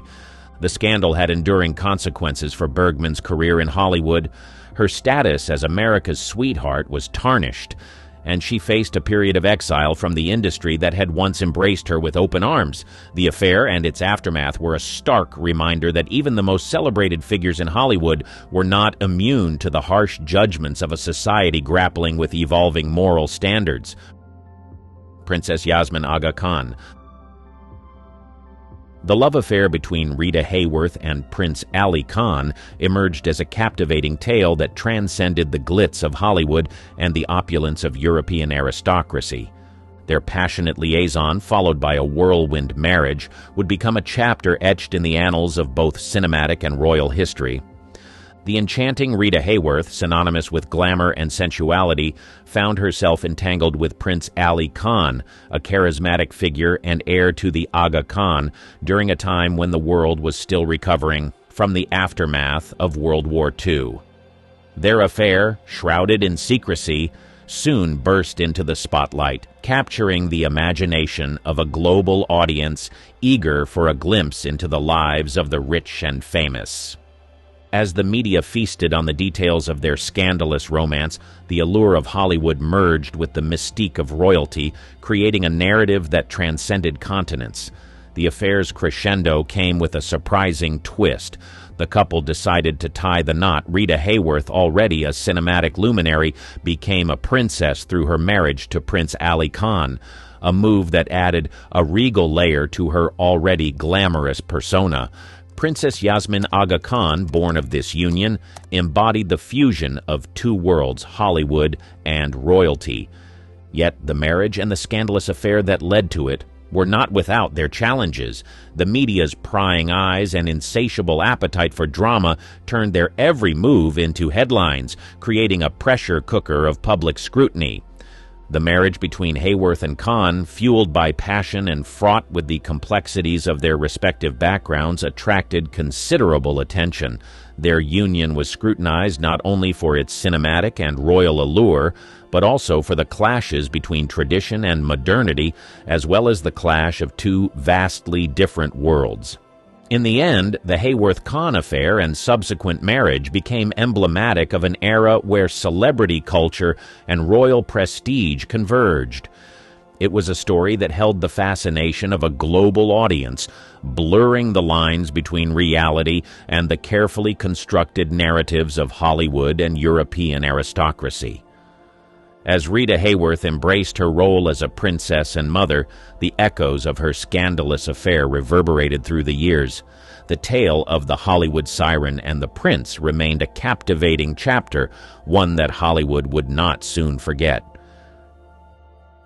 Liv Tyler.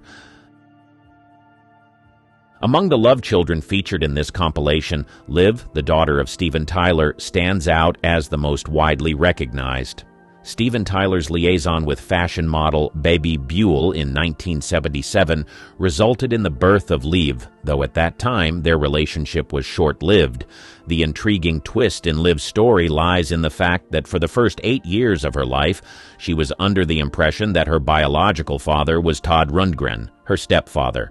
The revelation about her true parentage came to light during an interview on The Jonathan Ross Show, where Liv shared the moment she uncovered the identity of her father. She described the realization, saying, "I kind of figured it out because he looked exactly like me, and I have a sister named Mia who is a year younger than me. I saw her standing at the side of the stage at a concert, and I was literally looking at my twin." This revelation added a layer of complexity to Liv's familial ties, as she had grown up with a different understanding of her lineage. The intertwining relationships and the unexpected twist of discovering her rock star father at the age of 8 make Liv Tyler's story a fascinating chapter. Click this video to see 10 Hollywood stars suspected to be murderers. Hollywood, a land where fame and fortune collide with the hidden vices of the elite. Behind the silver screen, away from the flashing cameras, lie parties so depraved they're whispered about but never openly discussed. These aren't mere parties. They are the playgrounds of the rich and famous, where rules bend and morals blur. From scandalous rendezvous to unrestrained indulgences, these meetings shape careers and shatter lives. In a world where every action is a performance, what happens when the cameras stop rolling? This is the untold story of Hollywood's most depraved parties. The Garden of Allah parties. In the throes Hollywood's nightlife, numerous establishments catered to the indulgences of actors, but none achieved the notoriety of the Garden of Allah. Initially, this opulent haven, situated on Sunset Boulevard and known as Havenhurst, belonged to William H. Hay. It underwent a transformation when purchased by Russian actress Alla Nazimova. Despite being married, Nazimova engaged in numerous affairs with women, and the venue soon gained a reputation as a rare haven in Hollywood where lesbian and bisexual women could openly express their sexuality. Legend has it that Nazimova coined the term sewing circle to describe this group of discreetly queer actresses. In 1926, Nazimova expanded the property by constructing 25 villas and converting it into a hotel. Already renowned for its extravagant parties, the garden became the private sanctuary where Hollywood stars could freely indulge their vices away from the public eye and prying reporters. The list of devotees included iconic names like Marlene Dietrich, Humphrey Bogart, Errol Flynn, Orson Welles, Laurence Olivier, John Barrymore, and Greta Garbo. Publicist Bernie Woods once recounted an anecdote involving bandleader Tommy Dorsey, who, aiming to assert his popularity, encountered fellow bandleader Kay Kaiser at the hotel. In a bold display, Dorsey paraded two naked women from his bedroom, each with their pubic hair groomed to spell out the letters T and D. The Mocambo Club parties. Situated on the Sunset Strip, the Mocambo Club emerged as a magnetic hub for Hollywood's crème de la crème during the 1940s and 1950s. Renowned for its sophisticated ambiance and alluring charm, the club played host to an array of scandalous events that became synonymous with the excesses of old Hollywood. One of the primary attractions at the Mocambo was the allure of excessive drinking and revelry.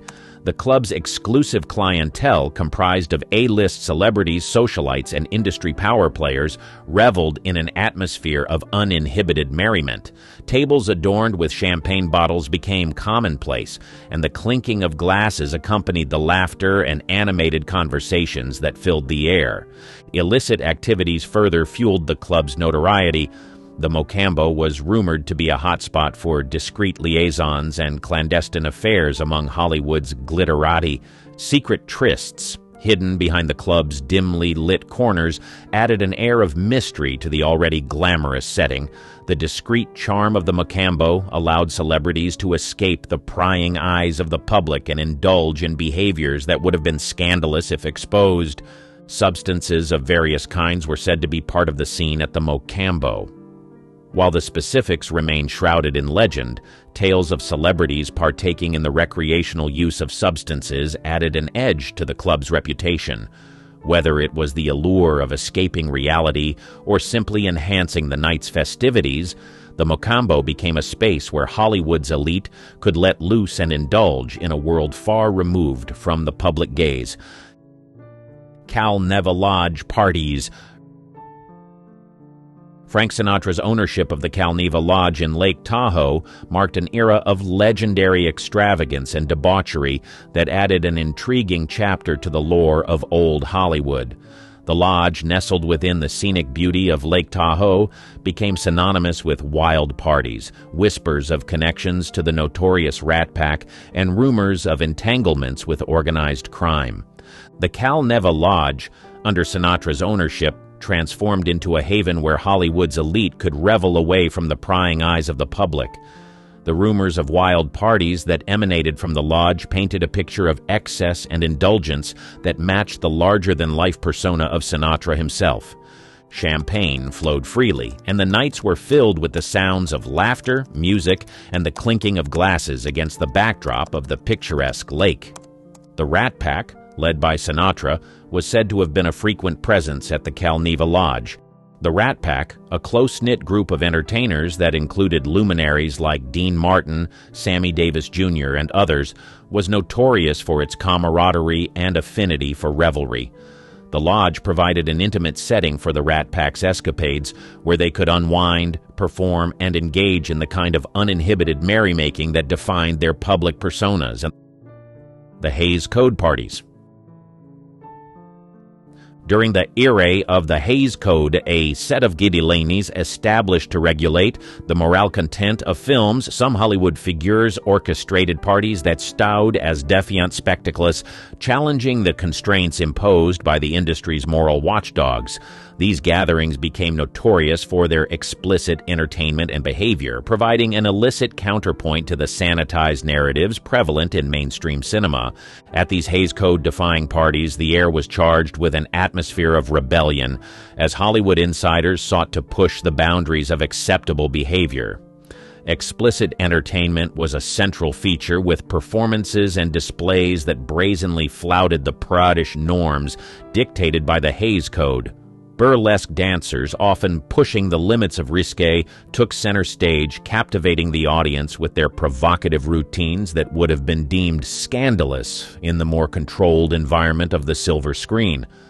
The boundaries of interpersonal relationships were also tested at these gatherings. The parties reportedly embraced a laissez-faire attitude towards romantic and intimate engagements, challenging the conventional moral standards of the time.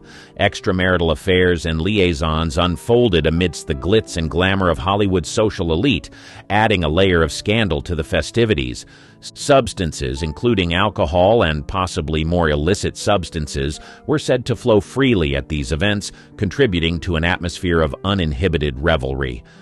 The liberating effects of these substances likely played a role in fostering an environment where inhibitions were cast aside, and attendees felt free to engage in behavior that would have been deemed taboo in the controlled world of studio-approved films. The Hays Code defying parties served as an underground rebellion against the moral constraints imposed on the film industry. Attendees, including actors, producers, and other industry insiders, reveled in the opportunity to express themselves in ways forbidden on screen. The events became both a celebration of personal freedom and an act of defiance against the moral guardians of the time. Mae West's wild parties. Mae's parties were more than gatherings. They were extravagant spectacles that defied the constraints of the era's moral codes. The forbidden nectar of the prohibition, alcohol flowed freely, clandestinely, served in crystal glasses, a nod to the defiance of the law that attempted to keep libations at bay. The clinking of glasses and the murmur of laughter formed a symphony that reverberated against the walls of Mae's opulent abode. The guest list was a who's who of Hollywood's elite, actors, producers, and power players, all seeking refuge in the sanctuary of Mae's parties, shielded from the prying eyes of the authorities. The flickering candlelight danced upon the faces of notable figures like Clark Gable, Greta Garbo, and Cary Grant, each with a glint in their eye, reveling in the liberation that Mae West's domain offered. Mae, draped in luxurious gowns that accentuated her legendary curves, played the role of both hostess and provocateur. Her quick wit and innuendo-laden banter set the tone for the evenings, breaking through the veneer of Hollywood propriety. As the night progressed, the atmosphere shifted from glamour to a heady mix of scandal and liberation. Rumors swirled about the more risque activities that unfolded within the walls of Mae's mansion. Some claimed that hidden corners were the backdrop for discreet liaisons and trysts, shattering the boundaries of societal expectations. The illicit whispers spoke of secret rooms where poker games played out, and the laughter of those engaging in forbidden pleasures became a harmonious melody. While the tales of Mae West's raucous parties are steeped in myth and exaggeration, there is a grain of truth to the notion that she offered a haven for those who sought to flout societal norms. In an era when speaking one's mind was reserved for the bold, Mae West dared to whisper, then shout her truths into the roaring silence of societal expectation. She was a woman who owned her desires, her wit sharper than the censorship that sought to silence her. With a career that danced daringly on the edge of scandal, West became not just a subject of controversy, but a beacon of unapologetic self-expression. As whispers turned into headlines, Mae West's provocations were not merely for shock value. They were declarations of her fierce independence. Her battles with censorship were legendary, a testament to her refusal to be anything but authentically Mae. But were her scandalous quips and daring roles merely the antics of a Hollywood starlet? Or were they the calculated moves of a woman far ahead of her time? Mae West, the scandalous queen of early Hollywood, was more than just her controversies. She was a pioneer, a strategist in the art of fame, using scandal as a spotlight to illuminate her talent and challenge the status quo. This video delves into the life of Mae West, a woman who wielded her wit and sexuality like weapons, cutting through the constraints of her time to leave an indelible mark on Hollywood and beyond. Prepare to uncover the story of Mae West, a woman who was not just a part of Hollywood's history, but a force that helped shape it. A Star is Born. In the bustling streets of Brooklyn, New York on August 17, 1893, a star was born into an era ripe for change. Mae West, christened Mary Jane West, entered the world with a spark that would ignite a firestorm of controversy and admiration in equal measure. The daughter of a prize fighter and a corset model, Mae inherited a blend of toughness and allure that would define her persona both on and off the stage. From a young age, Mae was no stranger to the spotlight. By the tender age of 7, she was performing at church socials, her confidence overshadowing her years. It wasn't long before the vaudeville stages of New York called, and Mae answered with gusto. By her teens, she was a seasoned performer, crafting characters that flirted with the boundaries of propriety and daring to say what others only dared to think. The early 1900s were a time of rigid social norms and strict moral codes, but Mae West saw these as mere suggestions. Her first foray into Broadway with the play Sex in 1926 was a bold declaration of her views on sexuality and freedom. The play was a sensation, not just for its content, but for the audacity of its creator. Mae not only wrote the play, but also starred as its lead, embodying the role of a liberated woman in control of her destiny. Sex was a triumph in attendance, but a scandal in the eyes of the law. In 1927, Mae was arrested and charged with obscenity. The trial was a spectacle, with Mae using the courtroom as yet another stage from which to project her unyielding belief in personal freedom. She served 8 days in jail, a sentence she claimed to have worn like a badge of honor, turning her incarceration into yet another tool for publicity. This brush with the law did little to deter Mae. If anything, it solidified her status as a provocateur and a champion of free expression. She returned to Broadway with Diamond Lil in 1928, a play that introduced the world to one of her most enduring characters. Diamond Lil was a flamboyant, savvy woman of the night, traits that would become synonymous with West herself. Mae West's early career was a dance between scandal and success, each step carefully choreographed to challenge the status quo while captivating the public's imagination. She was more than an actress or a playwright. She was a cultural icon in the making, a woman whose name would become etched in the annals of entertainment history. Broadway's provocateur. Following the uproar of Sex and her brief stint behind bars, Mae West's resolve only strengthened. She returned to the Broadway stage with Diamond Lil in 1928, a production that would cement her status as a theatrical force. The character of Diamond Lil, a savvy, sexually autonomous woman navigating the underbelly of New York society, was a reflection of West herself, bold, unapologetic, and deeply in tune with the complexities of female power and desire. Diamond Lil was a roaring success, captivating audiences with its blend of humor, drama, and Mae's undeniable charisma. The play's success was a testament to West's skill as a writer and performer, but also to her keen understanding of public appetite.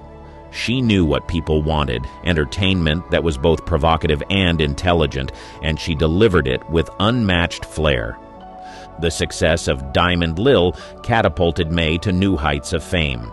She became a fixture of the New York social scene, her every move followed by the press. Yet, despite her growing celebrity, Mae remained focused on her craft.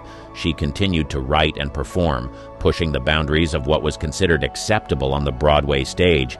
In the early 1930s, Hollywood began to take notice of this Broadway sensation. The The film industry was in the midst of a transition, with the advent of talkies revolutionizing cinema. Studios were on the lookout for new talent, and Mae West, with her distinctive voice and larger-than-life persona, was a perfect fit. Paramount Pictures extended an offer, and Mae, ever the opportunist, saw the potential for a new platform from which to share her unique brand of entertainment. She made her film debut in Night After Night, 1932, a move that would mark the beginning of her storied Hollywood career. But Mae's transition to film was not just a change of medium, it was a strategic expansion of her influence. In Hollywood, she would not only be a star, but a writer and a shaper of her own image. She negotiated unprecedented control over her scripts, ensuring that her film characters echoed the boldness and wit of her stage personas. Hollywood calls. As Mae West stepped into the glittering world of Hollywood, she brought with her the audacity and wit that had made her a Broadway star. Her arrival in the film industry was timely. Hollywood was in the throes of the pre-code era, a golden window before strict censorship would clamp down on the creative liberties filmmakers enjoyed. Mae's debut in Night After Night was more than just an entrance. It was a declaration that she was here to stay, and Hollywood would never be the same. Mae's impact was immediate. In Night After Night, a film that initially had her cast in a supporting role, Mae's presence was so magnetic that she stole the show. Her famous line, delivered with the perfect blend of innuendo and confidence, "Why don't you come up sometime and see me?" became an instant catchphrase, embodying the Mae West persona that would captivate audiences.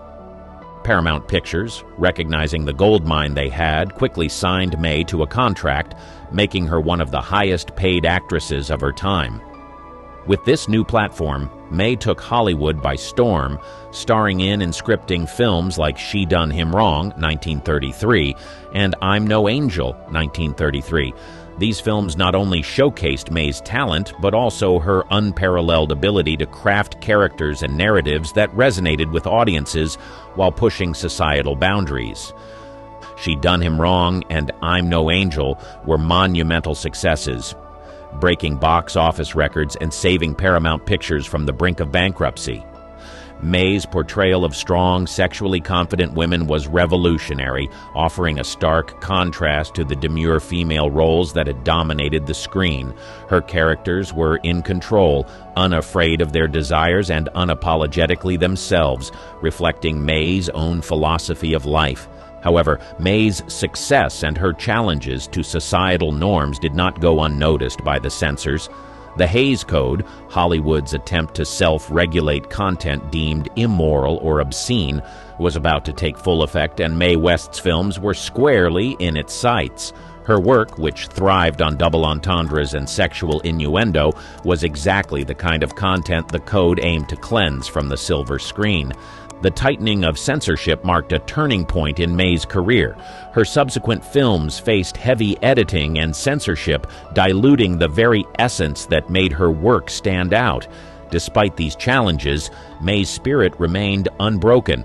She continued to work within the confines of the code, using her wit and intelligence to navigate the restrictions placed upon her. Mae West's foray into Hollywood was a testament to her brilliance as an entertainer and her resilience in the face of adversity. She had not only made her mark, but had also paved the way for future generations of women in entertainment, challenging the industry's norms and fighting for the freedom of expression. Hollywood had called, and Mae West had answered, forever altering the landscape of American cinema. The censorship battles. As Mae West's star ascended in Hollywood, so too did the scrutiny of her work. The early 1930s, a period of relative freedom in film content, was drawing to a close, and the Hays Code, introduced in 1930 but loosely enforced, was about to tighten its grip on Hollywood. Mae, with her risque dialogue and bold portrayals of female sexuality, found herself at the forefront of this impending cultural clash. The release of I'm No Angel in 1933 coincided with a pivotal moment in Hollywood history. The film, which Mae both wrote and starred in, was a box office triumph, but it also became a lightning rod for censorship debates. Mae's character, a circus performer who uses her wit and charm to climb the social ladder, was a direct challenge to the traditional roles women were expected to play, both on screen and in society. The success of Mae's films had made her an icon of empowerment, but to the newly empowered Production Code Administration led by Joseph Breen, she represented a threat to moral standards. The administration began to enforce the code more strictly, demanding cuts and changes to scripts before they could be produced. Mae's work was particularly targeted, with censors meticulously combing through her dialogue for any hint of impropriety. Mae, ever resourceful, responded to these challenges with her characteristic wit. She found ways to skirt the censors' demands, embedding her dialogue with double entendres that flew under the radar of the code's enforcers. Her ability to do so was a testament to her skill as a writer and her understanding of the cultural boundaries she was navigating. Despite her efforts, the enforcement of the Hays Code marked a shift in Mae West's career. Her films after the code's strict enforcement lacked the same provocative edge, leading to a decline in her box office draw. The landscape of American cinema was changing, and Mae, once the queen of innuendo and sexual freedom, found her kingdom increasingly constrained by censorship. The battles Mae West faced against censorship were not merely about artistic freedom. They were reflective of a larger societal struggle over the control of female sexuality and expression. Mae's defiance of the code and her attempts to navigate its restrictions were emblematic of her broader fight for personal and creative autonomy. In the face of these challenges, Mae West's legacy as a pioneer of sexual liberation and a challenger of censorship was cemented. Her battles with the Hays Code would go down in history as a critical moment in the fight for freedom of expression in Hollywood, underscoring the enduring impact of her work on American culture and cinema. Beacon of sexual liberation. In the midst of her censorship battles, Mae West emerged as a beacon of sexual liberation, far ahead of her time. Her unabashed embrace of her sexuality and her advocacy for personal freedom resonated deeply in a society bound by conservative norms. Mae's influence extended beyond the silver screen. She became a symbol of the burgeoning movement for sexual liberation and gender equality. Mae's public persona and her characters shared a common thread, a refusal to conform to the expectations placed upon women. She portrayed strong, independent women who were in control of their destinies and unashamed of their desires. This portrayal was revolutionary, challenging the notion that women's sexuality should be repressed or hidden. Beyond her roles, Mae was vocal about her beliefs in interviews and public appearances. She advocated for the right to love freely, regardless of societal constraints. Her support for the LGBTQ+ community, at a time when such stances were rare, further solidified her status as a progressive icon. Mae's mansion in Hollywood became a gathering place for artists, writers, and actors, including those marginalized by mainstream society. Mae's approach to sexuality was not just about defiance, it was also about empowerment. She believed in the power of self-expression as a means of gaining autonomy and respect. This philosophy was evident in her personal life as well. Mae's relationships, often with younger men, defied the double standards that celebrated male sexuality while vilifying female desire. The impact of Mae West's advocacy for sexual liberation was profound. She opened doors for discussions about sexuality and gender that would gain momentum in the decades following her heyday. Her legacy in this arena is a testament to her foresight and courage. Mae understood that the personal was political, and her life was a living example of this principle. The art of scandal. Mae West's career was a masterclass in the art of scandal, a delicate dance between controversy and acclaim that she navigated with unparalleled grace. Each scandal, rather than diminishing her star, only seemed to burnish it further, endearing her to a public hungry for the bold and the sensational. Mae understood the power of scandal not just as a tool for publicity, but as a weapon against the constraints of her time. Her approach to scandal was strategic. Mae never shied away from controversy. Instead, she embraced it, using it to highlight the absurdity of societal taboos. Her arrests and the censorship battles she faced were not setbacks, but opportunities to engage in a larger conversation about freedom of expression and the role of women in society.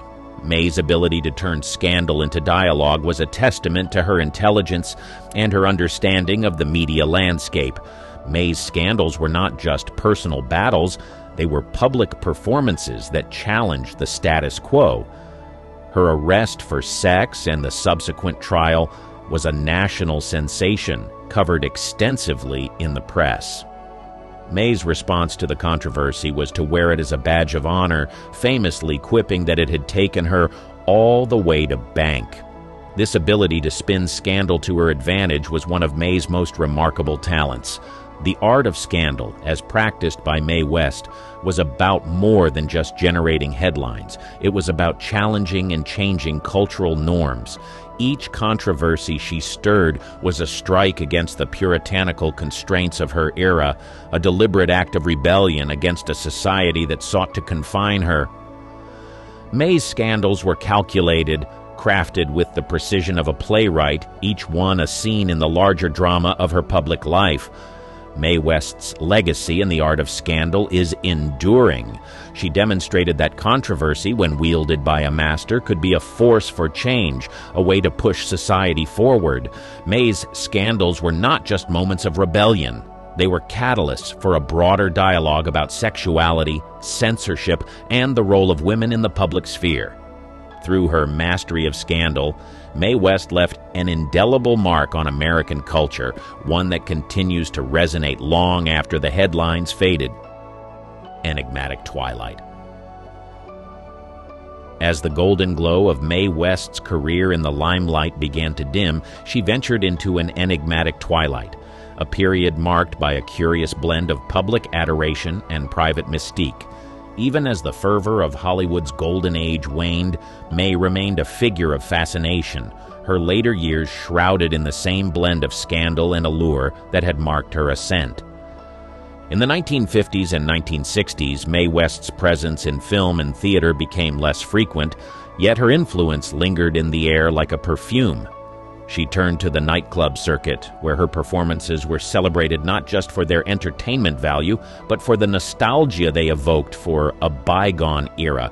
Mae's shows were lavish affairs, a testament to her undiminished star power and her unwavering commitment to her persona. Mae's twilight years were also marked by a foray into the spiritual and the esoteric. She developed an interest in spiritualism, a reflection perhaps of her lifelong defiance of conventional norms. Mae's exploration of these realms added a layer of depth to her public image, casting her as a seeker of truths beyond the material world. This period of her life was characterized by a quieter, more introspective form of rebellion, a search for meaning in the twilight of her career. Despite her retreat from the public eye, Mae West remained a subject of public intrigue. Rumors swirled about her personal life, her health, and her wealth, each tidbit of gossip adding to the mythology that had always surrounded her. Mae lived her later years in a Los Angeles apartment, a space as grand and eclectic as the woman herself. It was here that she entertained guests, held court with the press, and continued to write, her pen as sharp as ever. Mae West's final public appearance in the film Sextet, 1978, was a fitting coda to her career. At the age of 85, she played a glamorous film star, delivering lines with the same wit and verve that had catapulted her to fame decades earlier. The film was not a critical success, but it served as a reminder of Mae's enduring charisma and her unparalleled ability to captivate an audience. Mae West passed away in 1980, but the enigma of her twilight years only added to her legend. She left behind a legacy that was as complex as it was captivating, a blend of scandal, success, and spiritual search that continues to fascinate.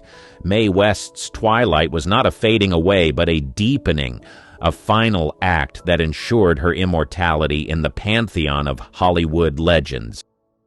The immortal Mae West. In the years following Mae West's passing, her status as an icon of early Hollywood only grew, transcending the scandals and controversies that had once defined her public persona. The immortal Mae West became a symbol of empowerment, her legacy enduring through a blend of nostalgia, admiration, and the timeless relevance of her message.